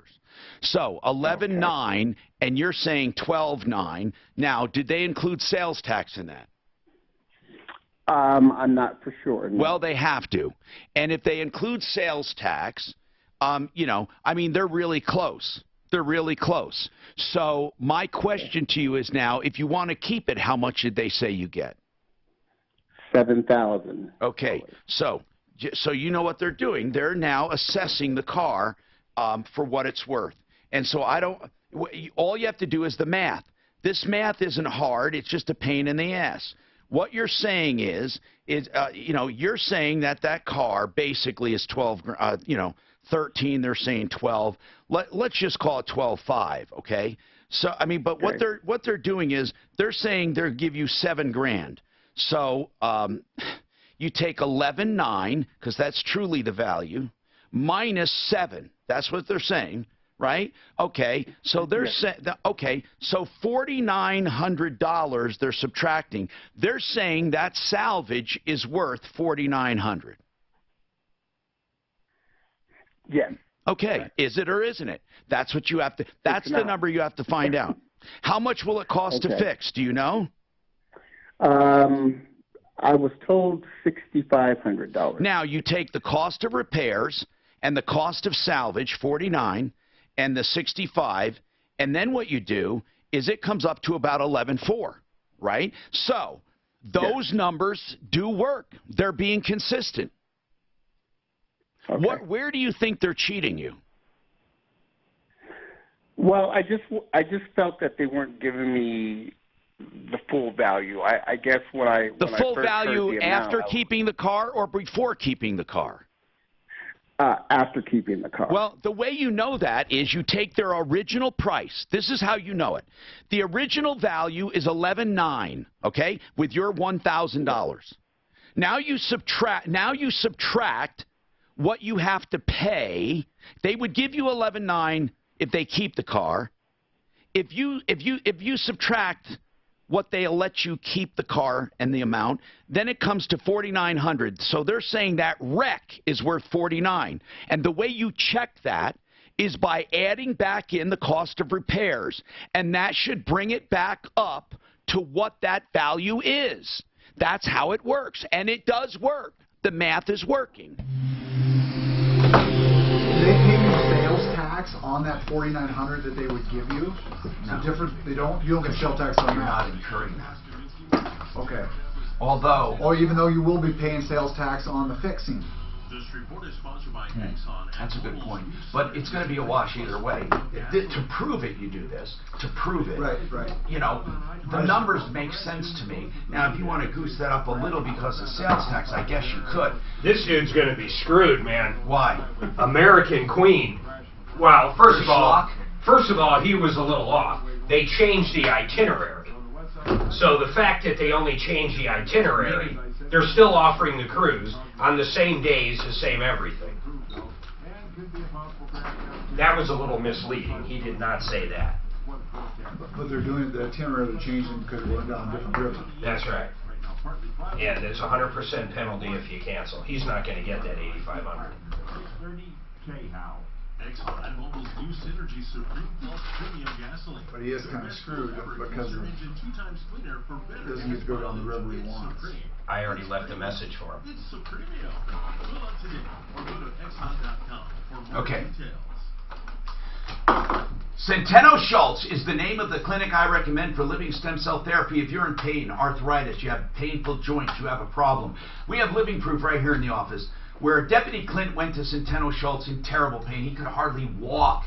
He was out of commission, okay, on loads of pain meds.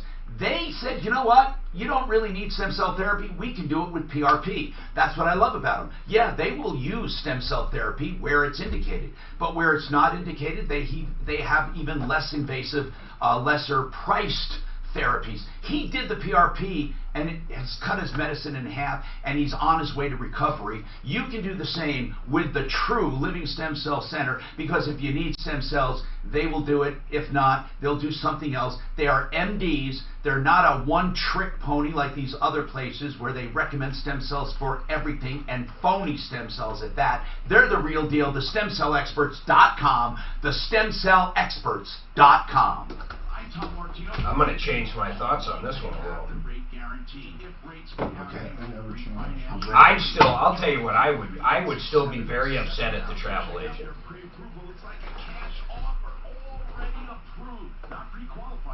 But that's quite an itinerary change if they're going down totally different rivers.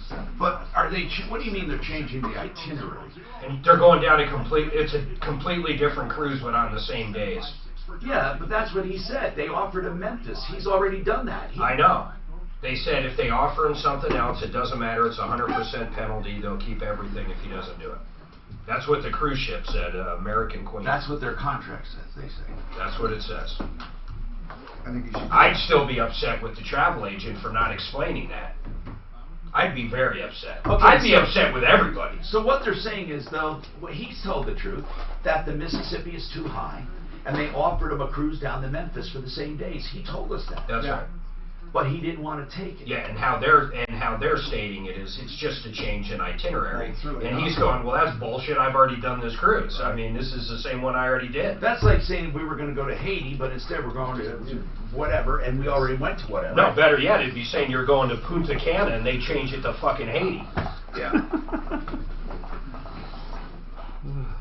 Excuse me, Frank. Freaking. Oh, it's nothing I haven't heard before, Mark. You should hear Steph when she starts cussing. Holy moly. Like a sailor. The S-bomb. Hey, Mark. Yeah. Mark, I grew up with my mom, okay? My mom invented cuss words, so. Yeah. My favorite is, Mark, you don't use much shucks and darn, do you? No shucks and darn. She wasn't a shucks and darn person either. I never cussed till I met Tom.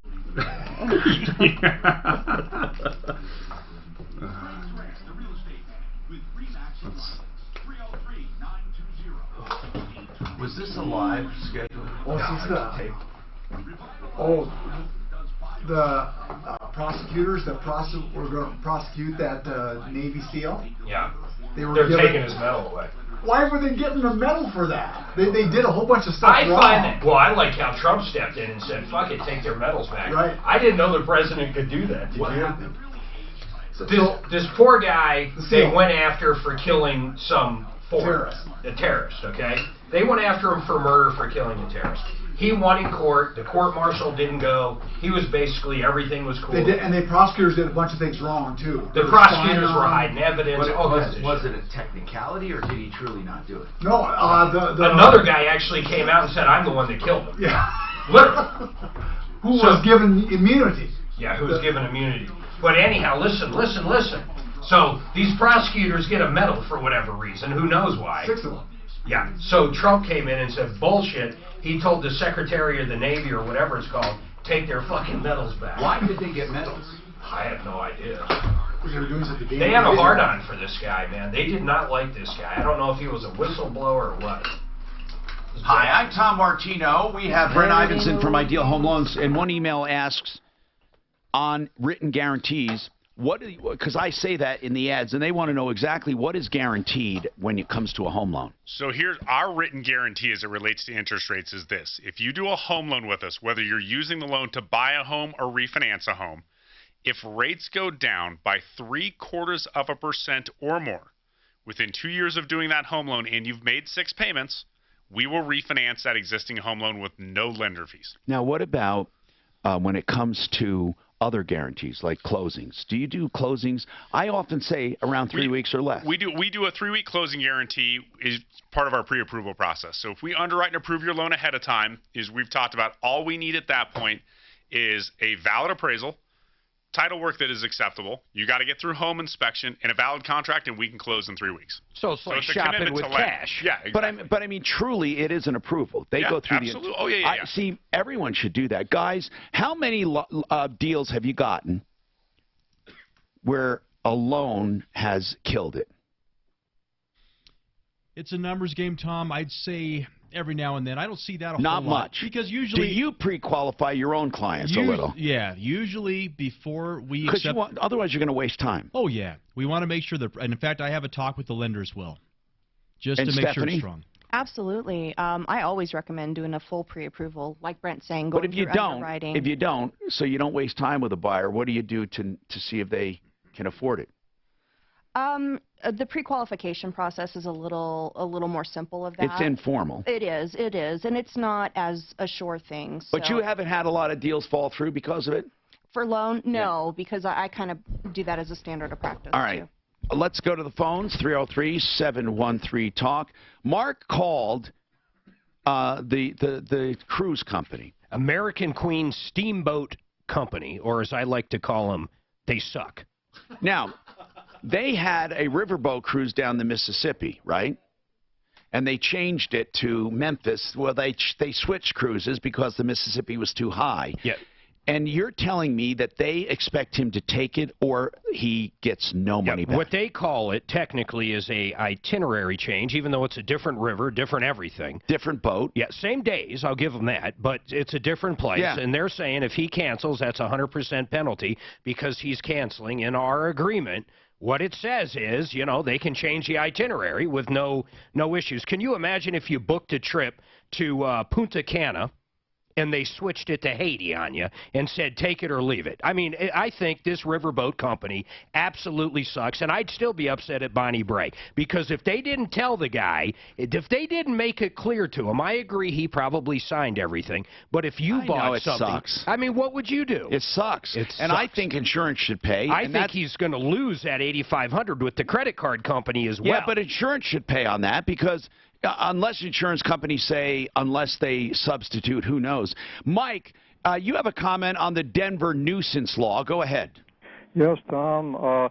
Have you tried contacting Brian Moss or Rick Salinger at Channel 4 or Tony Kovaleski at Channel 7? No, I haven't, sir. No, I haven't. I'm not sure this is the kind of story they do. It's newsworthy. Why would they do it? No. You know, to be serious, I don't know. I've never seen them tackle stuff like this. Maybe they could come on the show and I'll say tell you what their position is. Well, I don't care what their position is. They don't usually take positions. That's usually what they do. They do stories, and they do a pretty good job at not taking positions, but they expose possibly wrongdoing. I mean, they've done some good reports in their careers, but this story maybe is not sexy enough for them, but what Mark meant was, I think, is that it's a little too complicated. I don't think they do complicated stories. Consumer stories sometimes are not just wham, bam, thank you. You know, it takes a little more thought. Eric's refinancing. Oh, I'm sorry. You know, actually, what I meant was, yet. actually, what I meant is a lot of our local news here, and you've said it before. I don't know these guys individually, but a lot of times it's puff pieces. Oh, someone's cat ran away. Yeah. I mean, who cares? Yeah, but the investigative pieces he's talking about, those guys don't do a bad job doing investigative reports. You know what? I mean, they expose some stuff. I mean, but what I'm getting at is, I think it's easier stuff, and a lot of the stuff they expose is fed to them by people who are pissed off about it. And one reason I think they wouldn't touch it is if I bring it up, because that would be giving credence to something. And really, unfortunately, that's how they view things. It's unfortunate. It's not one for all and all for one. It's not for the good of people, but hey, wait a minute. I'm not doing it. Do you like Kyle on 9? He's got his own little hour show after the news. Kyle, I don't even know his last name. Kyle Clark. I like him. I will say that. Cool. Eric, what's going on with you? Eric. Hi, Tom. How are you doing today? Good. What's happening?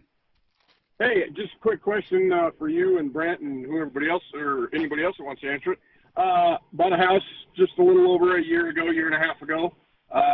Interest rates 4.75%. Do you guys think it's worth to talk to Brent and see if I can get it lower? How long are you going to stay in the house? We're thinking maybe in the next 5 years we may end up moving. And you're at 4.75%? Yes, sir. How's your, and I asked this, Brent's going to know why, how's your cash flow, man? You got plenty of money left over after making that payment each month? Yeah. What is your balance? Probably $306,000. 306. What's your equity position? Probably, I would say 10,000. Only 10,000 in equity. Your home's worth 316. Yep. So did you go in on a 100%er or a 95%er or what? VA benefit? He did a 100%. So the lower the equity, the higher the rate. So Brent, on an equity situation like this, is this a 90-95% loan? He's all going right. best served to just stay right where he's at if he hasn't built up any equity. Are you sure on your equity position? Have you looked at current homes selling in the neighborhood and kind of paid attention to that?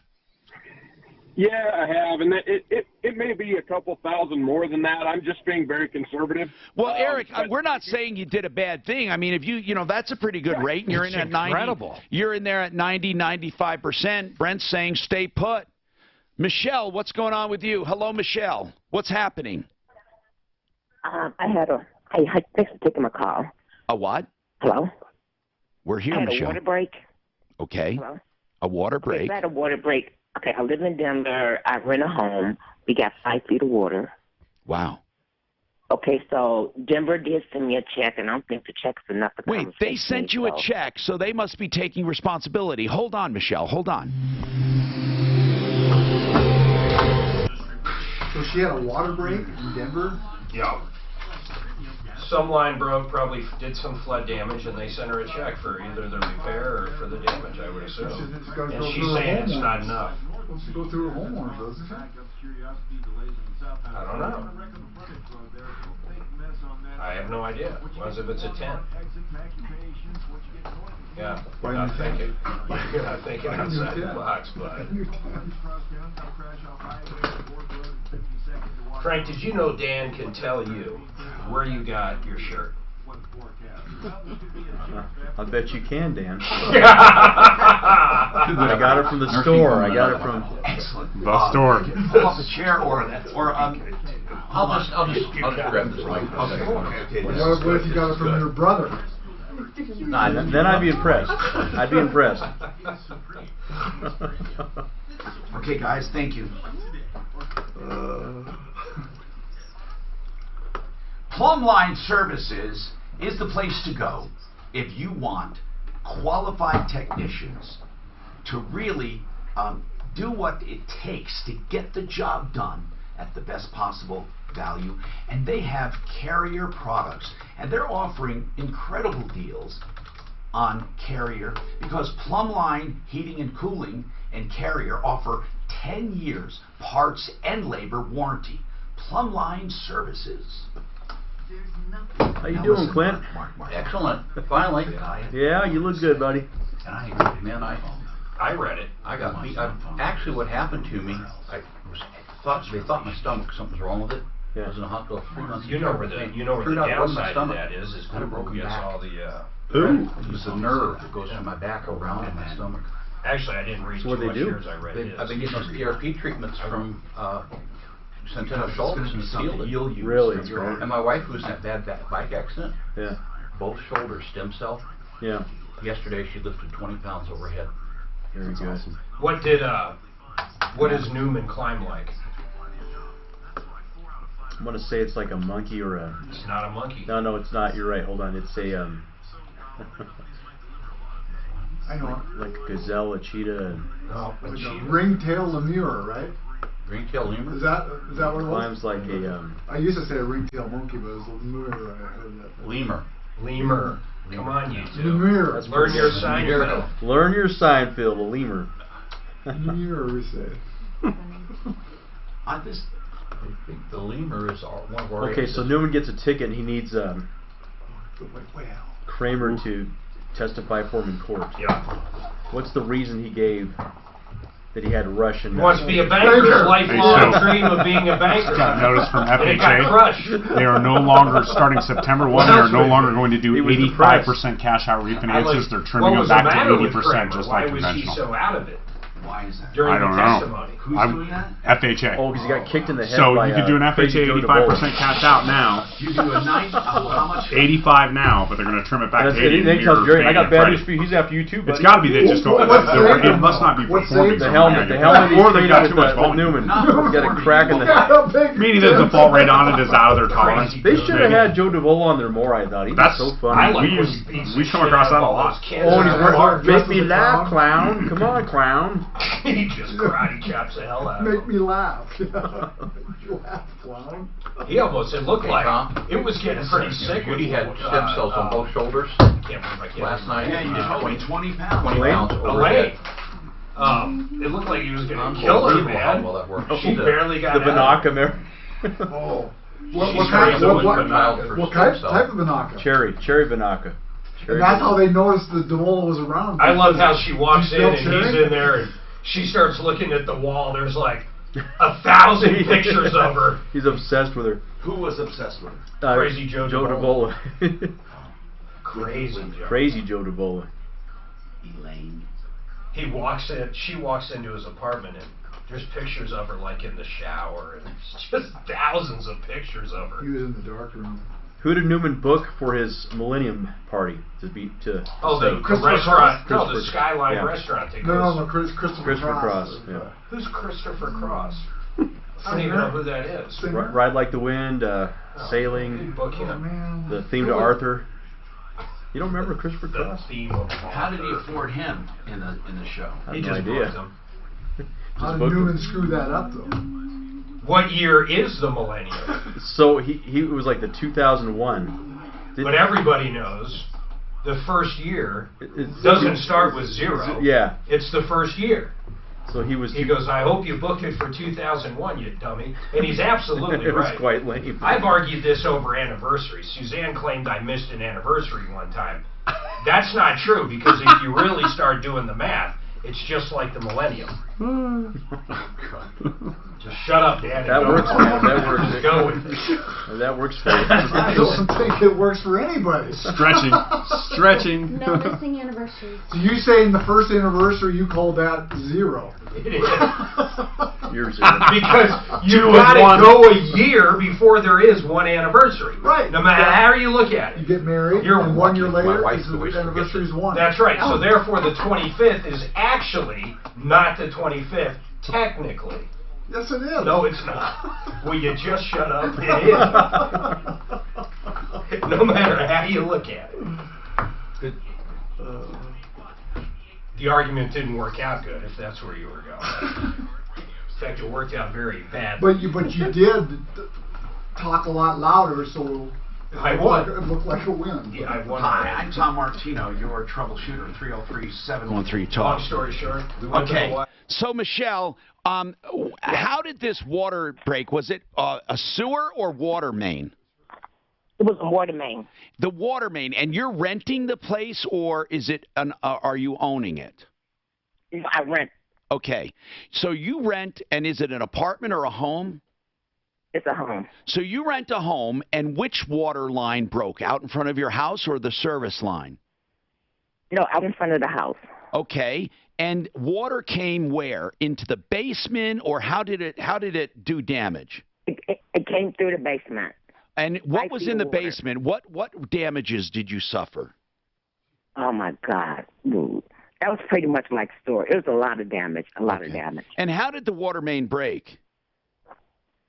They came out in February to do a repair next door, and apparently it was a crack, and they didn't notice the crack, and then it just built up. Well, okay. Now, you know, here's what's interesting. Cities are normally immune from any kind of civil suit for damages because of the immunity laws, and so it's kind of weird they're offering you anything except as a goodwill gesture. How much? Okay. How much are they offering you? $8,000. $8,000. And what are you claiming you should get paid? At least 12. Now, why 12? What was destroyed? Oh my God. Well, yeah, we got to start somewhere. What? Pretty much my business. I do lotion, soap, candles, incense. My daughter does brewing. So your inventory was destroyed? Yeah, all of it. How long have you been doing this business? About 12 years. Are you valuing that inventory at what it cost you or what you could have sold it for? Probably what it costs. All right. Do you have depreciation? Okay. Did you submit that to them, the 12, and they came back at 8? No, they said that was the max they were giving. And what did they use? What reasoning did they use? Because all the stuff that got destroyed that was out in the backyard for over 3 weeks.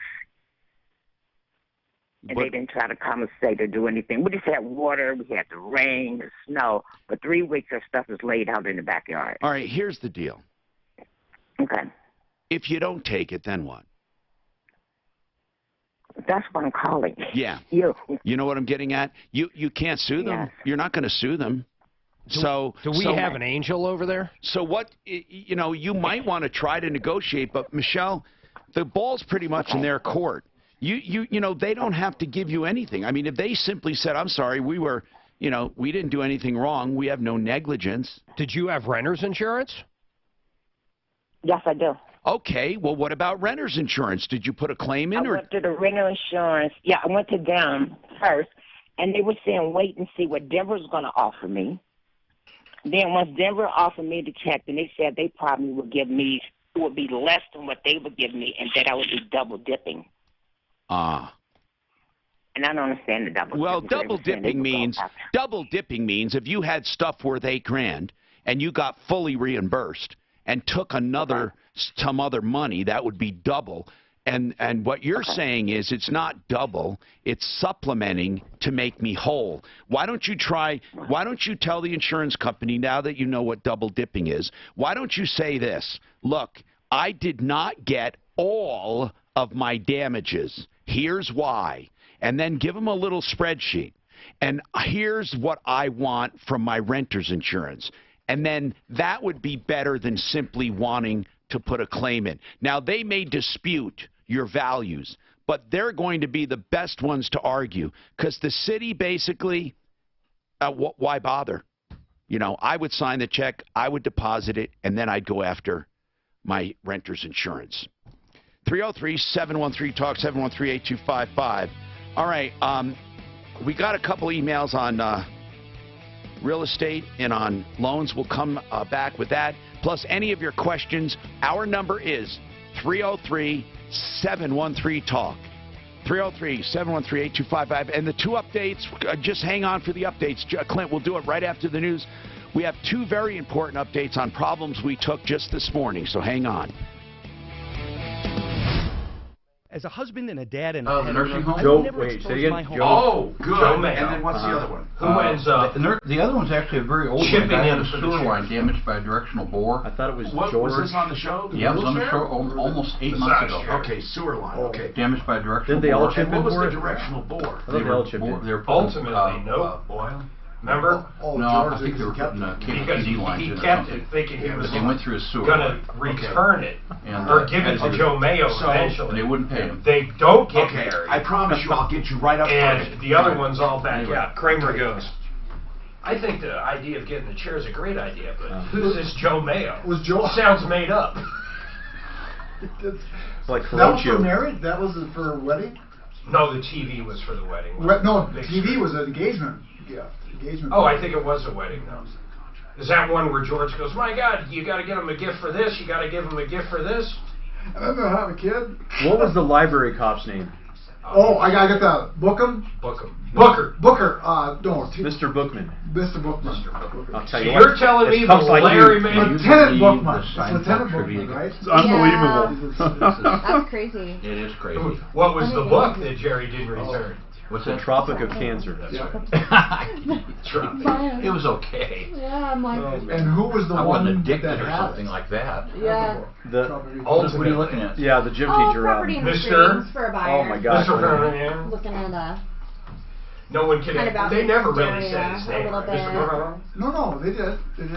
So. I cannot think of his name. I knew he had teeth like baked beans. Like baked beans. What did he used to Can't call stand this? ya. Can't stand ya. The atomic wedge. Can't stand ya. And then he did it at the end. He pulled out his underwear. Where did they see him? On the steps of the library. Yeah. That's Mr. Kavranopoulos? Is that his name? I'm telling you, every time they said it, it sounded a little different to me.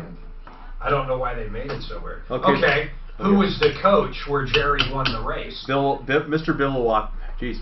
Bivouacqua. Ooh, I didn't know. Mr. Bivouacqua. That's hard to say. Whose car misfired to start the race? Kramer's. Good one. Yeah. Who else? Kramer's car. Kramer. Everything's cause and effect. George had a car. Yes. John Voight. Yep. John Voight. George bought a used Now, convertible with wood paneling. It wasn't John Voight, the actor. How did they know? He goes, I don't think he spells John that way. Yeah. And Jerry goes, well, maybe they misspelled it. Yeah, he misspelled his own name. And then Jerry goes, ah! Laughs at him for buying it. But George is going to prove him wrong with what? Oh, with a pencil, bite marks. Bite marks on the pencil. Because who was he going to compare it with? With the actor, with the... No. He's going to compare it with... Because the actor had bit Kramer's arm. So what was Putty's job at the party, for Joe Mayo's party? I think the radio, wasn't it? He was assigned to the radio. To the music. Jerry the year before got kitschy with it. Got music. Kitschy, whatever the word is. No, that wasn't his though. His was keeping don't tap on the fish glass. Okay, don't tap on the... I love that. Every time you go to Joe Mayo's parties, you get a thing. You get assigned, right? And what got stolen that night, but actually didn't get stolen? Was it a coat? A coat. Yeah. And that circles back to the lemur. The ringtail lemur. It's all cause and effect, guys. It is. They all interrelate. Like life. It's like life. What about at the dealership where the mechanic ate the Twix? The candy bar lineup. What did he claim that he ate? Not a Twix. He said it was something else. It's a Fifth Avenue bar. Fifth Avenue bar. No, that's a nougat. No, because why? Twix is the only candy bar with the Cookie Crunch. How about, what did the father say of the service manager there? Remember the father was sitting there? Yeah, he told me he could sit there as long as he's quiet. The guy's dad just sitting there all day. Used to be a nickel. I remember when it was a nickel. I told you to shut up, Dad. High five. How about when George thought Jerry signed for the deal, and he comes running back in. You didn't sign, did you? You're screwing me. Oh, where did he take Elaine to lunch that day? Arby's. We went to Arby's. I had the roast beef. The roast beef. He takes her out for a nice lunch to Arby's. Putty is so funny. Putty's the oh my God. Did you ever watch his other show? I love that. It had David Spade, him. No. He was married. He's the same type. He's got very... Yeah, that's right. That's right. That's right. He didn't play as strange, but he played the same guy. Right. I always thought he would have made a good Shazam. Yeah? I think so too. God, Putty was a great character though. Anybody see the new Lion King? Yep. It was wonderful. Pretty good, huh? I loved it. Yeah. I loved it. Now, I didn't remember the cartoon, not even sure if I ever saw it. I would imagine I will be going this weekend at the It was good. Oh, it is good. Is it good? We saw it in Colorado Springs on IMAX. I think it was IMAX. It was big ass. We saw it at the drive-in, the first time we've been to the drive-in in years. Where is there a drive-in? They've got one in Commerce City, Do off they? 88th and Rosemary. That's where we went. Really? And they have another one around 58th and I-25. Commerce City smells. Oh, I absolutely want to take my kids to do a drive-in. Oh, we tell them stories about it. They think it's like a farce. Like it doesn't exist. Like, oh, you make that up. I'm like, when our kids were little, we took them to them a lot, but they were not in this state. Yeah. Was it crowded? I didn't know there was. Oh, it was Dude, the last drive-in I remember was at Hamden and Santa Fe, Toy Story 4, and they turned it into an apartment complex. It was however long ago. What was that area Long time called? Oh man, Cinderella City. Yeah. I never went there, but I remember it being there. You could drive, if you were on Hamden, you could actually see the right by the river down on the... Yep. They were shutting that out when we went there. I'll bet you the line there was a mile long. You've been there? No, I was going to go there, but the cars were like a mile long to get Tommy, into it. I have Salisbury on for you, okay? We literally snuck our kids in. He's on the line. To the one in... Get in the trunk. We'll let you out when we get in. No, we just put him in the back seat and threw a blanket over him.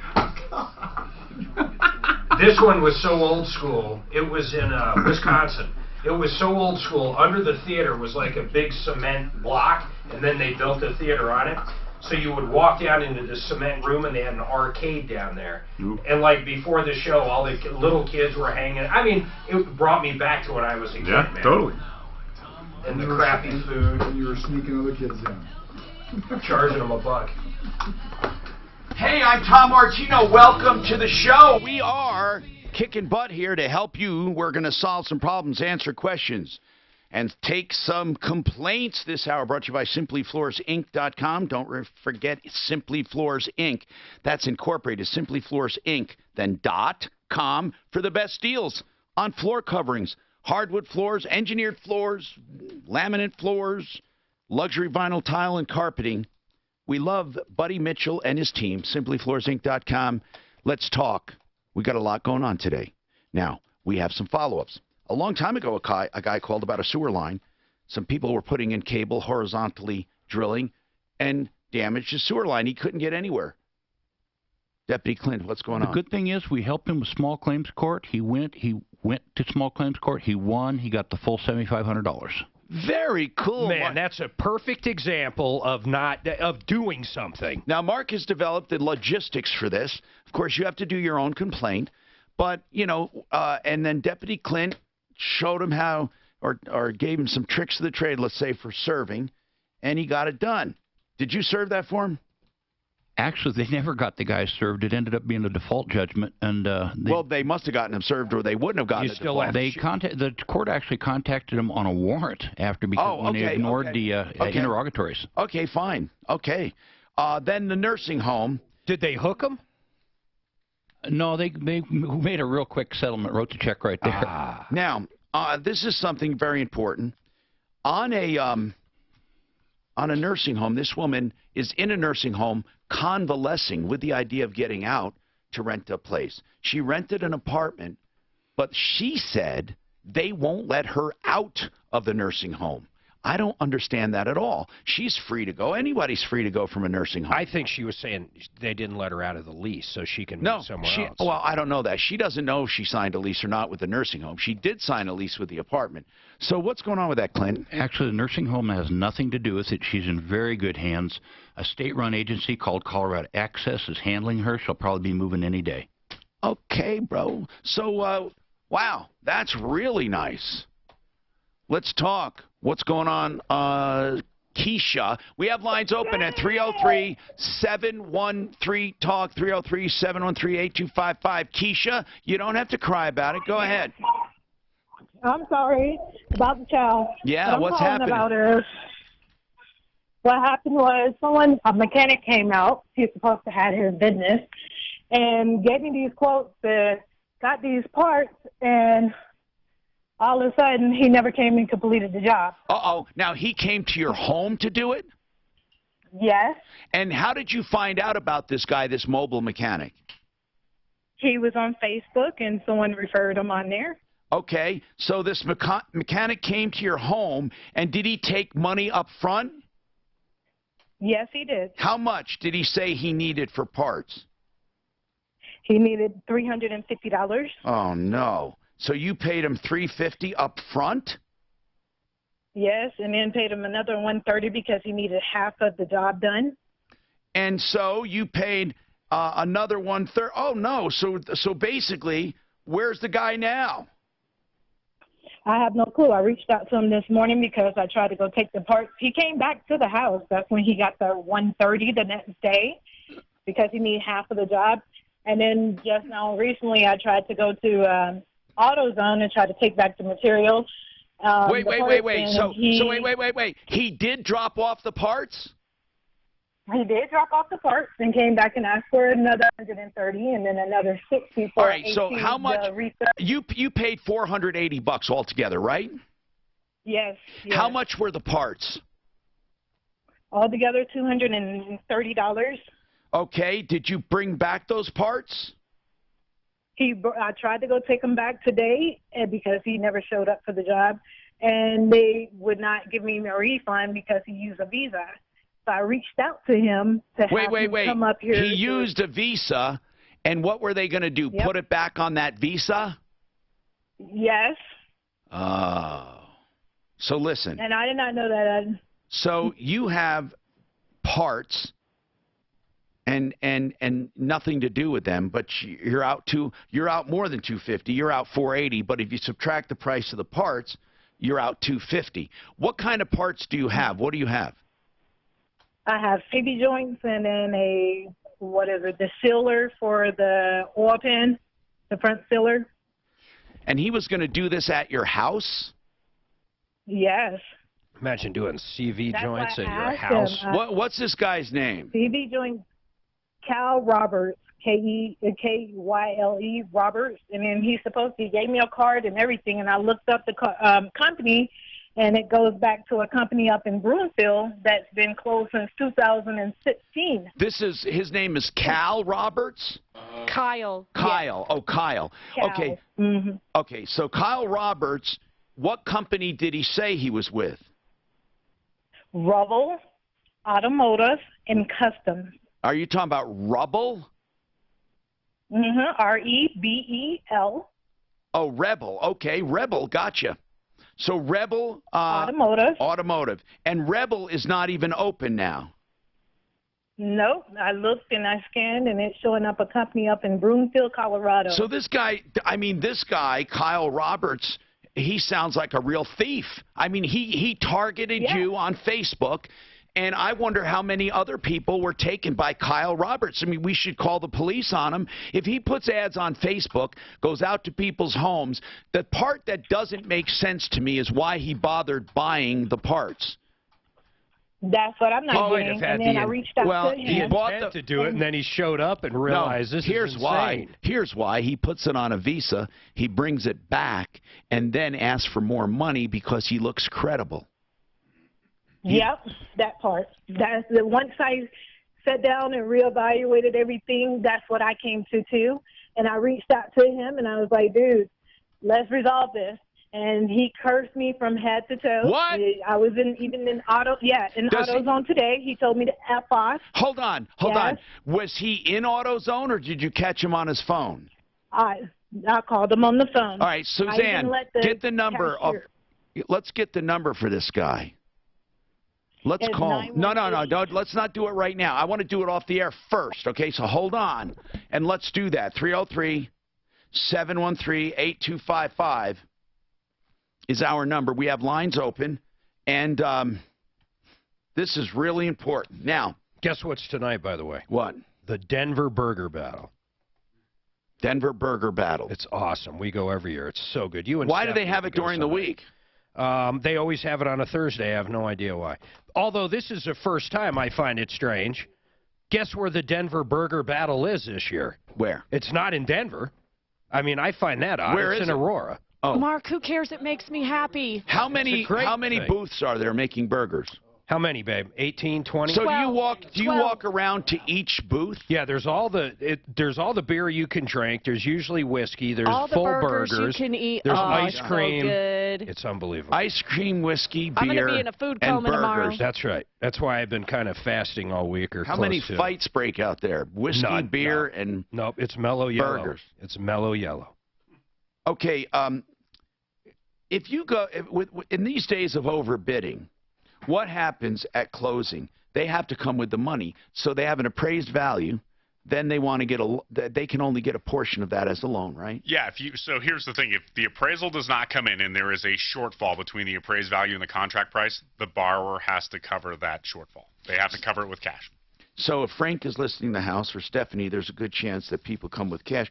I don't know. Do you ever find, guys, when you get more for a listing than you ask for, does that up the appraisal a bit? Can the actual offer goose the appraisal? I mean, at some time it must, because they have to go by value. I think it has to be within reason, Tom. I think there has to be some credibility to justify the price. Otherwise, I've seen appraisals come back low. We had one in Elizabeth. It was $18,000 short on the appraisal.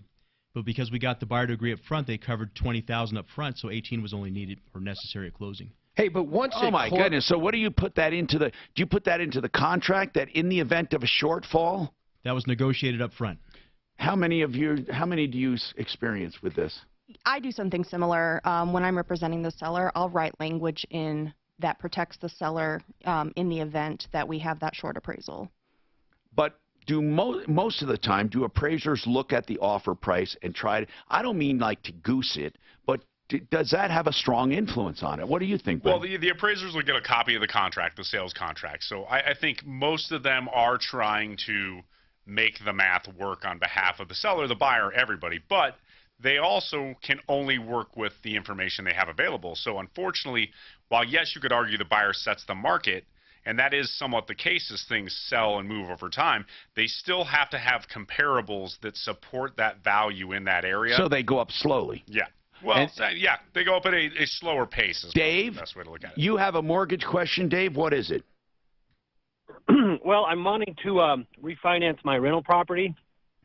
Yes. And I just want to make sure I'm not missing anything. This is important because it's a non-owner occupied property. So we'll talk about that. That's different than an owner occupied, and we'll talk about the difference for those who want to invest in rentals right after I talk to David Salisbury, and we take a short break. Now, David, this is important. If you have a lot of stuff and you want to keep a lot of stuff, I mean, how, first of all, do prenuptial agreements and wills work together, or do they? Well, Tom, as you know, prenuptial agreements are intended to restrict the spouses from going after each other's assets in the event of divorce or death. Right. So, and Colorado law says you have a right to a certain percentage of your spouse's assets under if you die. So what do? Well, what I do is I make reference in the will to the prenuptial agreement so that whoever's looking at the will, whether it's the court or anyone else, they realize that the will is controlled at least as far as those assets going to the surviving spouse. Then no one can argue later, well, there wasn't a prenuptial, or why didn't you say anything about it? So I just make it really clear that there is one, that it has an effect on the will, and therefore has an effect on what each spouse gets at death. See, that makes a lot of sense. And that's why David Salisbury is used by so many of my listeners.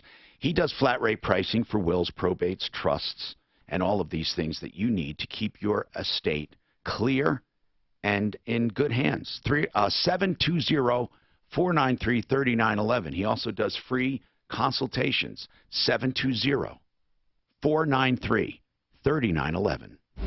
This report is sponsored by Exxon and Mobil's new Synergy Supreme Plus Premium Gasoline. You've got a company that generates $2 million a year, and you marry a new person, and you have a agreement, a prenup in place that, you know, she doesn't get a part of that $2 million. The money made forward, can you include that as well while you're married? Yes. Okay. You can include anything that she agrees to. Anything. As long as it doesn't violate the law. Like, for example, you can't disinherit her. What does that mean? You can't just not leave anything to your wife. There's a certain amount that you're Yeah, but if you walked in with a Loctite prenup, she would literally leave with only what she had coming in, right? But when it comes to the estate, that's a little different. Well, that's what I'm saying. What if so you can't lock her out of everything? Fill up today or go to Exxon.com. Can you keep David? Let's talk about Quiet Cool, QC of Colorado. That's QCcolorado.com. They're the people that I used and I paid to have a whole house fan put in my home. Now it's called QC because it's mounted in the ceiling, but above the ceiling and inside the attic with a small flexible duct leading to this attractive grate in the ceiling. Now you have remotes that don't have any wiring, so you don't have to do anything to the walls. You just have this remote you hang or carry with you. QCcolorado.com. Installation is less than an hour in most cases, and it's very quiet. It expels the hot air in the attic first. That's one of the most important things. So that's not radiating into the home. It also brings in fresh, cooler air from lower floors and de-stratifies your air. 720-398-4510. One of the best investments I made. My air conditioning works half the time. 720-398-4510. I can't remember when he did this. What were you saying? He would go inside. In an estate, there are things segregated by prenup, right? But increases in value, no matter what, become part of the estate. That's what I'm saying. If I own 100% of major radio and it generates $2 million a year, after you get married with a prenup, do they share in that $2 million the following year? We are going to ask that. I think you can write them out of a business and all of it. Hey, nervous. Calling my name, Brent. Come on. Are we talking about the booger belt? I'm coming in to talk about that because I have news. Hang on. Guess what? Not only is there going to be an inflatable burger there, a huge one, there's going to be an 80s band, the Goonies, and they're going to have burger sauce. What do you mean? Oh, the band's called the Goonies? I don't know if they're called the Goonies or I don't know. It's going to be 80s live music. And they're going to be selling burger sauce. Are you drinking tonight? No. Will you drive? Probably. You rock. We love Stephanie. She rocks. Stephanie always a driver. Oh, yeah? That's because you're not a lush. Hey, that's good to know. No, I'm not. So good. 6:30. I do gotta say, Stephanie. What time did it start? 5:30 or 6? Your signature is as bad as mine. Where? The way you sign your. It's really all about the burgers. Oh, on thing? Oh, the one I sent you? Yeah. It's in a No, that's not. That's fine. Is it in the museum? But my signature, like my actual signature, is really It's in bad. a place called You can't make anything out on it. It looks beautiful. I don't know if How much is it? 65 a person. I don't No, even it's more than that because you got to go through that place. I don't know if there's tickets anymore. Yeah. It sells out every year. They did open Michael up got 100. tickets yesterday. Oh, you guys. That's right. You guys Yeah. got tickets real recently. Yeah. What did you have to pay? Because you had to pay that place. Oh, I don't know. That. You pay a few extra bucks. It's like $9 more. Are you going? Yeah. You got to go. Everybody's going except me. You should go, man. Steph would love it too. It's good. I don't know if she would. She's not a burger person. Yeah. Oh, we don't eat the bun. These burgers are crazy. One of them, check this out, is chicken, a full fried chicken strip or whatever, with a burger. Other ones will have eggs on them. I mean, you name it, they have it. Oh, the protein is everywhere. Yeah, it is. It is all protein. Well, it's not a beer. I mean, they have beer and stuff like I said, but I mean, it's really more. It's all about the burgers. And then you vote on. Do a lot of families. No, you got to be over 21. Yeah, because drinking. Because when you go in, if you got a band, everything's, you just get whatever you want. A giant inflatable burger. That really is a selling point. Yeah, Usually, I do actually. My favorite one they had was at Sculpture Park. Lunch last meeting with our sales manager. You could take the light rail literally. Call them this option equity product that we're putting together at 3, and then. So they have two.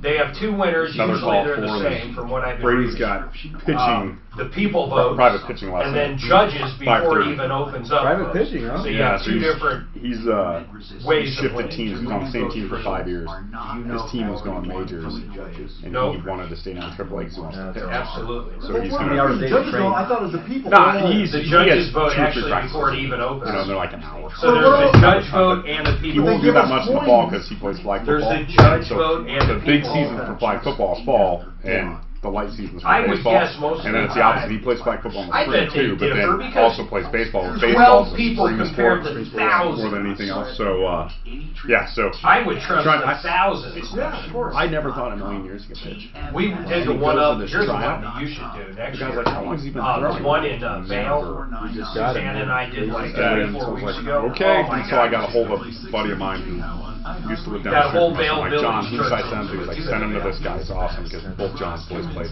John's son graduated. I'll tell you what they did up there. John They just on the basically That's, did full hamburger. that's so good that you, So you had put to them with like, a coach like that. Yeah. they half or That's how Larry quarter. Bird. I mean, you could Yeah. go I'll like tell you, 15 that, full he hamburgers. had that work ethic. Although Hi, we- Tom Martino, your troubleshooter. Dave, we'll go back to you about your mortgage question, but David Salisbury, very quickly, in follow-up, we had a discussion and an email in follow-up to what you said about prenups. If there was a prenuptial that said, and maybe you don't know this, but in a prenuptial, if it says you don't own this company, I had the company, and you go into a marriage, can you exclude the income from that company from your spouse throughout that marriage and into your estate?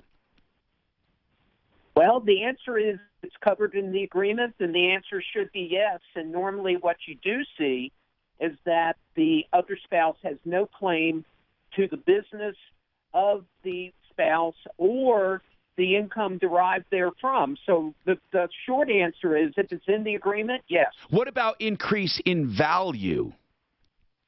Not cash flow, but increase.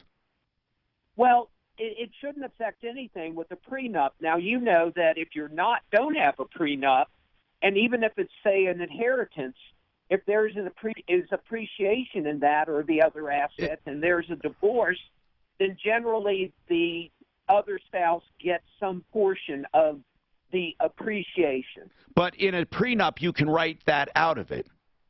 Absolutely. How about you get rid of all that? How about the actual the homestead? So say you get married, you have a prenup.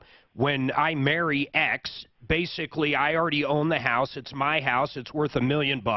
She moves in. We get married. 10 years later, it's worth $4 million.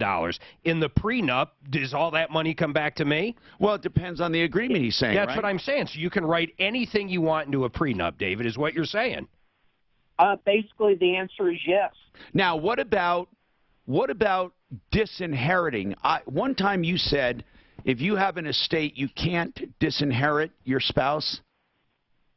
That is so. Without a prenuptial, you depending on how many years you've been married, there's a percentage. If you've been married 10 years, then your spouse has a right to 50% of your assets. So, but if you have a prenup, you can write all that out and say, basically what a prenup says is what's mine's mine and what's yours is yours. Can you do that in a postnup? Well, postnups sometimes get challenged, but if there's consideration for doing the prenup, so, if you wrote a check for $1,000 to the other party as consideration for entering into the post, that would probably stand up. But it has to be realistic. If it's unconscionable, I mean, I can see a judge saying, wait a minute, she was under undue stress. Well, that's why when you do a prenup, the lawyer, you make sure that both parties have a lawyer. So if I do one, the soon-to-be spouse, I insist that they go to an attorney and actually you sign off as the lawyer. So you actually sign the agreement basically saying, yeah, I reviewed this on behalf of my client. So at a later date, you can't come back and say, well, I had no idea what was in it. Well, you had an attorney. He or she reviewed it. They advised you. You signed it. That's it. Thank you very much, David Salisbury. Again, 720-493-3911. And then somebody else asked about Simply Floors Inc. They wanted to know the phone number. I always give that out as an afterthought because he likes you to make your appointments in the home, and it's no obligation. It's Simply Floors Inc. But if you do want to call, yeah, he does take phone calls. Let me just get that for you. It's 303-456-4660. And that's simplyfloorsinc.com, 303-456-4660. Okay, so back to the mortgage question. Dave wants to refi a rental. Now, how do rentals, and then, Dave, you can ask whatever details you want. How do, in essence, non-owner occupied loans differ from owner occupied? How do they differ? Well, the big difference is that there are different down payment requirements or different equity requirements. What else? Okay, there's also different qualifying requirements as it relates to reserves that you need to have on hand in some instances. And what else? And then other than that, there are some slight adjustments to the rate. It is considered a riskier product. Okay. So the rates are typically slightly higher than your owner occupied. Like about how much higher? An eighth to a quarter. Oh, an eighth to a quarter. Okay, so Dave, do you have any specific questions? Well, yeah, I guess based on that, I've got about, well, the first mortgage is $120,000, and I got a $60,000 second, and it's about a $400,000 property. Yeah. So how much could I pull out of that on a refi? You could go all the way up to 75% or 70% of that $400,000 on a cash out. Oh, okay. So and it's a slightly higher rate, you see. Yeah, and it's well. What kind of loan do you have now? Did you live in it at one time? Is that the thing you're up against? Yeah, it's still under the mortgage when we lived there. I never refinanced as a rental, so it's never been classified as a rental, but it is. I mean. Yeah. So 70% of that is $280. Yep. You have $225 now. Did you say or no? You had one. Yeah, $120 and $60. I thought. $180. You had about $200. Yeah, so you can get another $80,000 out of it. Okay, good. We want to pay off some bills and stuff. So, all right. Well, that's what I need. Do you have good credit? Yes. Now, listen. I should mention this.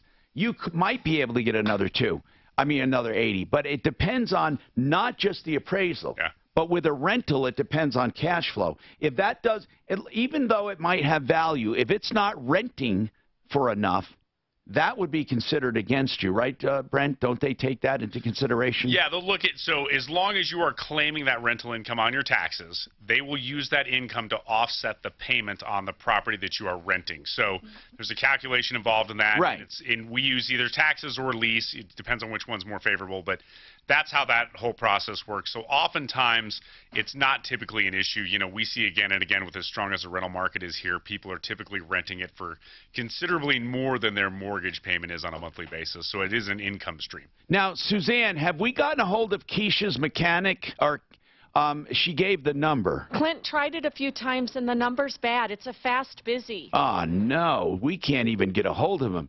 Keisha, we can't get a hold of him at that number. Are you sure it's a fast busy or is it Clint? Last time he got a fast busy. No, we verified it and I tried it, Tom. All right. I'm sorry, Deputy Clint. All right. So listen, here's what we're going to do.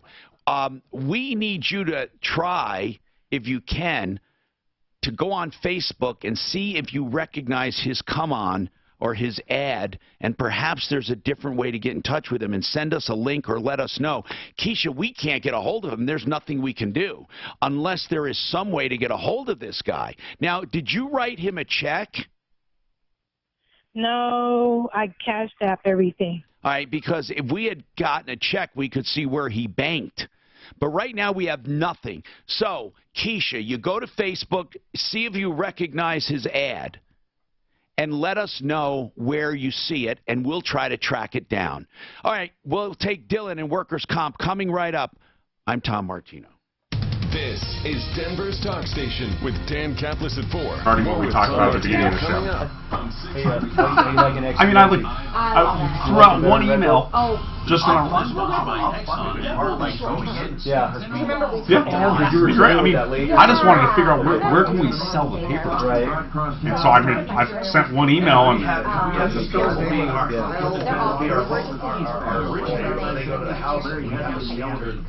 for sure. I'll find all that out. It can't be that difficult to originate. Yeah, totally. Right. I think what we do is we just set up if we set up a portal for the consumer to apply, and they can just, and it's basic. What do you like best about it? I don't want it to be complicated and crazy. We want it as simple as possible. So. I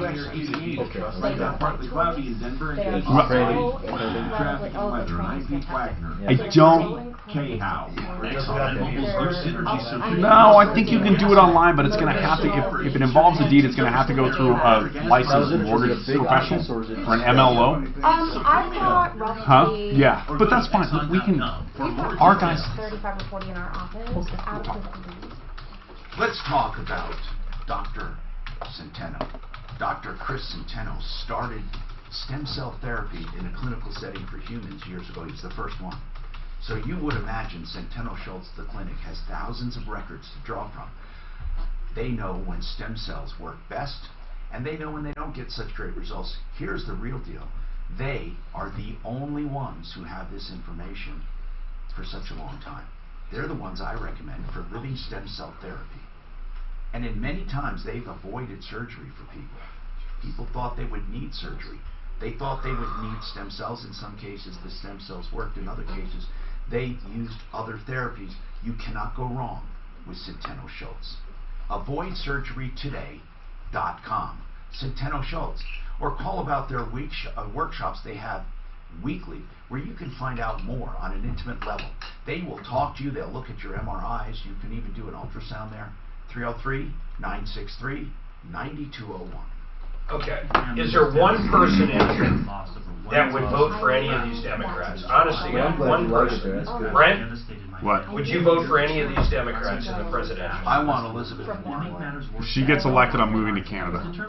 That's what we should. She gets a what? She gets elected, I'm moving to Canada. She hates the mortgage industry. Is there one Democrat that you would vote for that you've seen? I haven't listened to it, so I really haven't paid much attention to it. Everything's free. Here's the deal: we have great stock market and low rates. What more could you hope for in life? I know. I always say people when they go in that booth, they might tell everybody they hate Trump. When they go in there, they fucking pull it. Right. Other than he acts like a crazy person, I get that. That's fine. No, he doesn't. No, he doesn't. Here we go. on that China tariff, you should bring the EU in, and everybody should. You had a lot of shows on it, or? I'm telling you, he's gonna get reelected. Yeah, but we're the ones with politics. The biggest problem is technology. You don't They think so? don't fucking invent anything in Europe. They're fucking copycats too. No, Dan. their shit gets, no, I don't think so. I don't think so. But I think, well, but yeah. Are you getting any activity in the week, or like work that? Where is he? He's definitely not racist. Did you see that thing they just released on what that mayor said? He said it's a drug-infested rat hole. Yes. And they all said they released something that guy said in 1999 that was almost the exact same thing. Bernie Sanders said that about 3 years ago. It's a third world country. The mayor of Baltimore. Baltimore, yes. And then Sanders got on Trump. Instead of rats, he called them zombies, drug-infested zombies. But it wasn't racist when he did it. But when Trump does it, it's racist. Or when Bernie did it. But you know what? People don't fall for that bullshit anymore. I don't know. I disagree. I think a lot of people. Yeah, the never Trumpers, but God, there can't be that many of them. There really can't be, Dan. He fucking carried almost every There's a lot of state. people, all they look at the mainstream media. They get like Ted, CNN. That's all he does. I know, they're called never Trumpers. They are some of them. I like your They think there's like, I saw 10 of them last night on stage. They might be the last fucking. Did you hear the one? I saw one soundbite. The one gal said, she goes, they asked her, if you got elected, what would you do? She goes, I would Clorox the Oval Office. Yeah, that was a good soundbite. It was a good soundbite. I was like, yeah, good for her. That should have been Bush saying that about Clinton. I mean, I never did. Was Hickenlooper? What kind of a guy was Hickenlooper? Did anybody ever spend any time with him? Hi, Tom Martino. 713 Talk 303-713-8255. All right. You have an idea, Dave, for Keisha, who hired a mechanic. She paid him $480 up front. He never came back. She found him on Facebook. What is your idea, Dave? My idea is I drive for, I'm an old guy, so I'm retired, and I drive for a auto parts store. If she goes to that auto parts store, they should have, because our frequent customers, we have contact information on them. But will they give it out? No, but this guy's some deadbeat, though. He's not like a shop. He what? I'm sorry. What Mark I don't is think saying he's is like a legitimate shop. I think he's truly just a crook. I don't think the auto parts store will know him.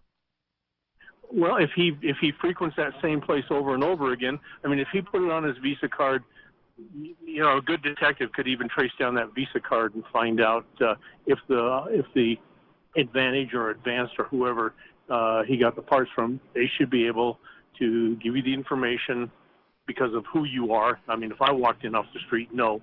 But, I mean, you've got some validity, too, while you're there. You're not trying to, you know, hack his account or steal his ID. You know, you're trying to help the citizenry of this town. You know, go to the auto parts store. Check and see if they can help. Yeah, we can try that. I mean, it's better than nothing. We'll see, though. Kathleen, welcome to the show. I'm Tom Martino. What's going on, Kathleen? Hi, Tom. Hi. I have my daughter is in 2 lawsuits for 2 different car accidents, and then I am in a lawsuit with a hotel in another state, and wanted to know, when we settle, do we have to pay taxes on that money? If you get reimbursed for damages that you incurred, there's no tax. If you get pain and suffering, there's no tax. In other words, where there is but income should be taxed if you lost work. Just wait. You normal tax, lost income would be income tax. Yeah, there's nothing to it. I mean, my punitive damages sometimes are taxed.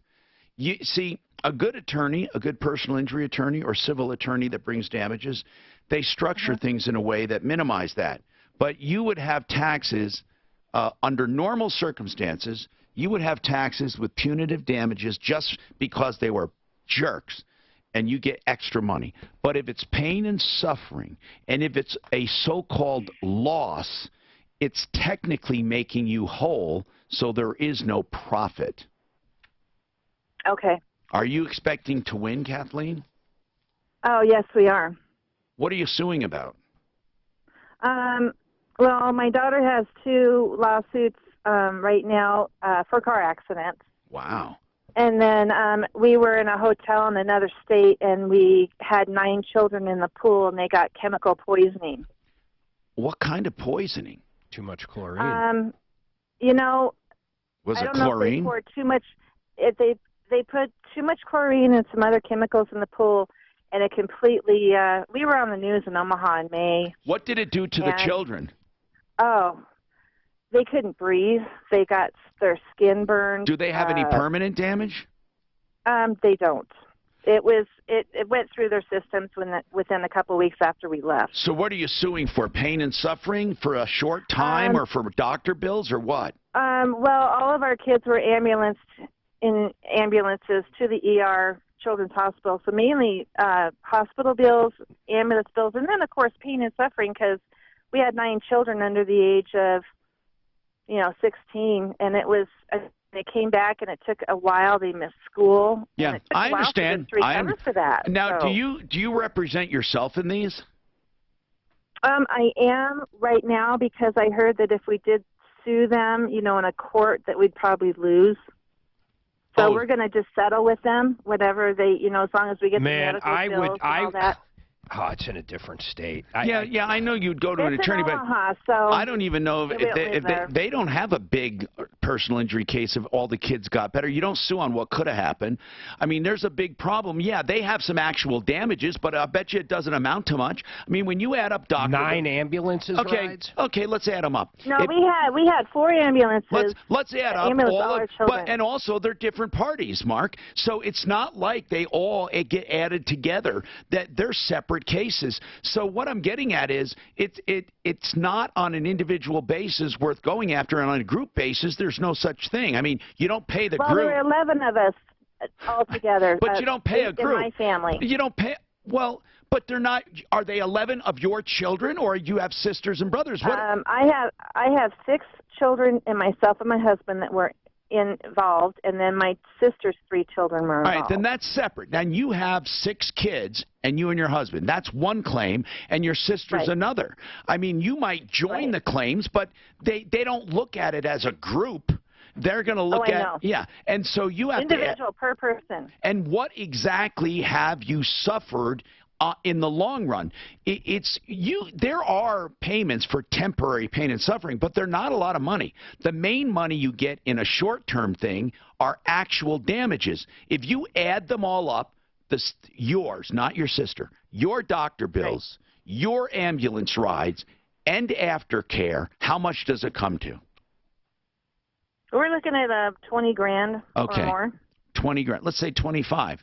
Now, in addition to that, what would you settle for? 25? I don't know.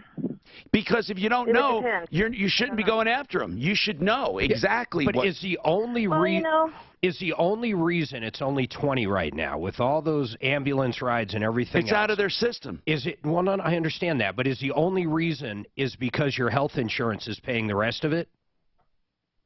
No, it's not. We're not even claiming this with our health insurance because that was the gross amount. It wasn't our fault. So that's what I'm getting at. The gross amount of 25 grand.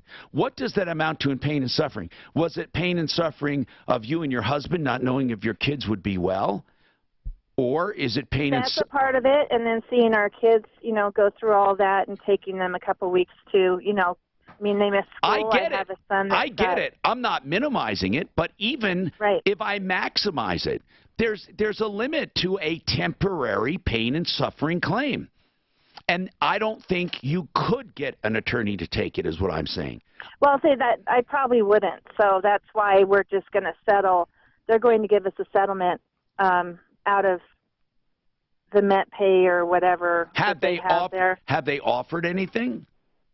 They said they have $10,000 per person that they're willing to dish out. Just like she said, they have MedPay. So that $10,000 for each kid, that's $60,000, $10,000 for you and $10,000 for your husband? Right. Okay. So then if you wanted to add a little more, you're looking at $100, maybe. I'm not giving you legal advice. I'm telling you what would happen in real life in my case if this was happening to me. But. And if it's MedPay, I would assume they're not going to pay taxes. MedPay, right. That kind of an award, I don't think they would pay tax on. Let's talk about workers' compensation right after this. This report is sponsored by Exxon and Mobil's new Synergy Supreme Plus The Premium. hotel, it's not like for a car. You can actually, on a commercial property, you can have medical MedPay. This is that. Man, I can't wait for a The car. one that I've had out for 90 days. I haven't had a car Like since it- Sunday. The solar looks just like that on the outside. Oh. Oh, the outside See, one. but you don't break fast with carbs during the week, right? Say that again? You don't break fast with carbs during the week. I mean, you don't eat all day. You don't eat carbs at night, do you? When I don't eat, you mean When when you I'm do just your fat? intermittent fasting, I you do that every on day. social media. All that is Oh, to all me the in my time. brain is I don't Keep eat a look at till the backyard. after That's our I problem. understand that. That's So it. You this eat is- carbs after 4. The yard is Yeah, but I don't eat a partitioned, lot it of backs to carbs. a park. And When I there's say like there- right now, this there's a week, lot of benefits natural of intermittent landscape fasting as if you landscaping break of the the park fast that with they carbs have kind of is partitioned almost off. It negated. spills over. No. So the view No. is stunning. Yeah, that is right where the mountains. CrackerJackMudjacking.com. Remember that website because they are the guys that saved me a ton of money. I thought I was going to have to replace my concrete because of some sinking and some cracking. They were able to lift it for $1,500. You know what? Here's the deal. Whether you believe it or not, who cares? You get free estimates. You'd be crazy to go and replace a bunch of concrete if it can be fixed by Crackerjack Mudjacking for a fraction. Call them for free estimates. 303-410-7787. 410-7787. CrackerJackMudjacking.com. Tom, no matter what, people that intermittently fast like me, I'm not saying they would agree. you eat one meal a day. No matter what, carbs or no carbs, you take in way less calories. That's right. You lose weight no matter what. That's right. You take in less calories. As far as the carbs, but as far as benefit to health, What's the anything less similar that carbs, is the less calories help. close to that I or mean no? that. No, This is probably our best. No, my Right point though now, is when my I best say one was like this, I haven't had a 325, carb not since as Sunday. upgraded. I haven't had a carb since Sunday. I'm not talking Plain and low everything carb now. Atkins style shit. And then I've got I mean, another one literally that's this 10 week I have done 100 square feet zero. smaller. I've eaten cheese, steak, Listed at 340. hamburger, and 340? chicken. But That's they all haven't I sold got. it, right? They're just pending. So I did that. I'll tell you the hardest thing like I ever said, did. we're right where we Fuck should be. fasting's It not sounds that right. hard. It looks- It's it's a enough beautiful even home. 3-4 It days shows now. well. I've But done the so hardest many thing I ads ever on did, it. I mean, like no I'm running carbs, ads zero on it. carbs, 3 weeks. That's crazy. It was, I would have That's killed why I someone said for brick a wall. fucking carrot. I feel that brick wall. Oh, I know. So zero alcohol. Zero. None. Not a drop. And there's alcohol with no carbs, but Right. when I do that, I have zero alcohol because your body still will burn off the alcohol sugar. Even though, did you know that? Even though there's no carbs, instead of burning fat, it'll go through alcohol sugar first. Yeah, but that stuff is like. I dropped like Yeah, but 20, too much sugar when I alcohol did is that, bad I on your dropped stomach. 25 pounds in fucking a little over 3 weeks. Zero carbs, bro. This guy says, So I hate are you the gonna resist the beer tonight, or are you back on the carb program? No, that's why I've been going all week, because I'll have beer tonight. And Unfortunately, buns. the kind of beer I have is high in carbs. You I like like microbrew? IPAs. Yeah. Now, did you fast all week, or you just went high protein? All just protein, not Okay. high protein. So I had a buddy of mine who all he drank was. But what that does to me, though, Frank, is I Yeah. still eat so much less because I fucking can't stand meat and cheese anymore. But the thing is, though, when you go high protein like that, and then you switch it up, it's going to give you an excess stuff. Oh, it does, absolutely. Hell no, not when you're used to it. No, I'm saying when you change, though. When you've been doing it, No, I don't think so. Not if you're used to doing that. He jacks around all the time. Oh, you do that all the time. He jacks Okay. around all the time. I'll go, I was contemplating doing 3-day fasts for a month straight. So in other words, Monday through Thursday, 0, 0, 0, and do it every week for a month. And I was wondering how my body would feel after a month of that. In other words, I'd only eat 16 times. The longest living In a fucking living month. and the most health benefit was with restricted calories, and it was with cholesterol levels of 260 and above. The longest mortality, the lowest mortality. And they say cholesterol's no good for you. Tom, what do you think of the juice fast, though? The guy that says if you fast, It's all sugar. It's bad. It's but, bad. but the guy You that can says lose weight. But the guy that says you do it for 12 days and you reboot your whole system. That's bullshit. Is it really? Okay. It's just total bullshit. So There's flushes you can do. You cannot prove that. It's just bullshit. Okay. There's flushes you can do. You have so much sugar. By the way, when people say, I lost weight on the cookie diet, the grapefruit diet, this diet, that diet, any change to a diet, you'll lose weight. Yeah, but people have no idea how drastic no carbs are. But your body burns fat. No, but you can do a cookie diet, some bullshit diet that has carbs. Yeah. You'll lose weight if you stick to it. But if you eat no carbs, isn't that bad on your body after a while, though? No, it's the best thing you could do. Really? There's not one essential carb known to man. Mentally, it's fucking tough, though. Is it tough? It's the worst thing in the world. When a piece of broccoli Hi, Tom Martino talking now to Dylan about workers' comp. What's going on, Dylan, with your workers' comp claim? Hey, Tom, how are you? I'm doing good, thank you. What's happening? So, I got injured back in January of 2019. Okay. My hand got crushed under 700 pounds. Oh, my goodness. How is your hand? Well, luckily, I just got severed tendon in my middle finger and loss of feeling in the tip of it and crushed my ring finger. So, a little better than it could have been. So what's your question about workers' comp? So, well, it's more or less my question about the company in general with how they dealt with it. So when it happened, I had 3 supervisors on duty, and they told me to say that it happened at home. They told you to what? To say that it happened at home. Oh, my God. Did you open a workers' comp case or not? I did. So I had to end up getting an attorney involved because when I went to go see the orthopedic surgeon, because the ER said you. Wait, when did you open the workers' comp claim? Did you open it when it happened? No, it was about 2 weeks after it happened. Oh, that's okay. So then what? Right. But did you change your story? No. So when I went to go see the orthopedic surgeon, he said he was like, that didn't happen at home. What really happened? So that's when I told him, and he said it. Dylan, I'm confused. Wait. Why would you even open a workers' comp claim to go to a doctor and say it happened at home? I don't understand that. That was before I opened a workers' comp claim. The orthopedic surgeon's the one that recommended that I open it up. Okay, good. So then you opened you opened the claim, and what happened then? So after that, well, I had to get a lawyer to open up the claim because I wanted to get myself checked out, make sure that I wasn't committing insurance fraud. Then what happened? And the company kind of pushed me away a little bit. They put it to where they gave me it's called a parts washer. Is essentially they dropped my title because I'm a heavy equipment operator. Well, they can do that part. Unfortunately, they can do. They don't have to leave your job open, nor do they have to let you keep doing your job. Then what happened? Well, I ended up, after healing last Tuesday, it was supposed to take 8 to 16 weeks to heal, but it took up until last Tuesday to finally get released. Okay.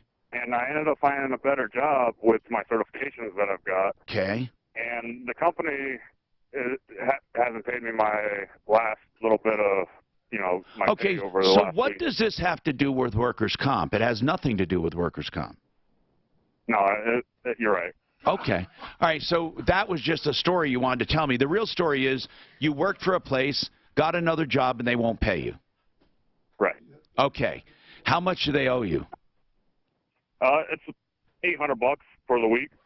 And why do they say they're not paying you? So they implemented this new system about a week after I'd left with time cards or whatever. And they were claiming that nobody had seen me at work during that week. You mean after you left where? After my company, the company that the injury happened at. Okay, after you left, what? After you left? The time card to where you have to stamp your time card. I understand, but what difference would it make after you left if they implemented a time card? They didn't have time cards when you were there.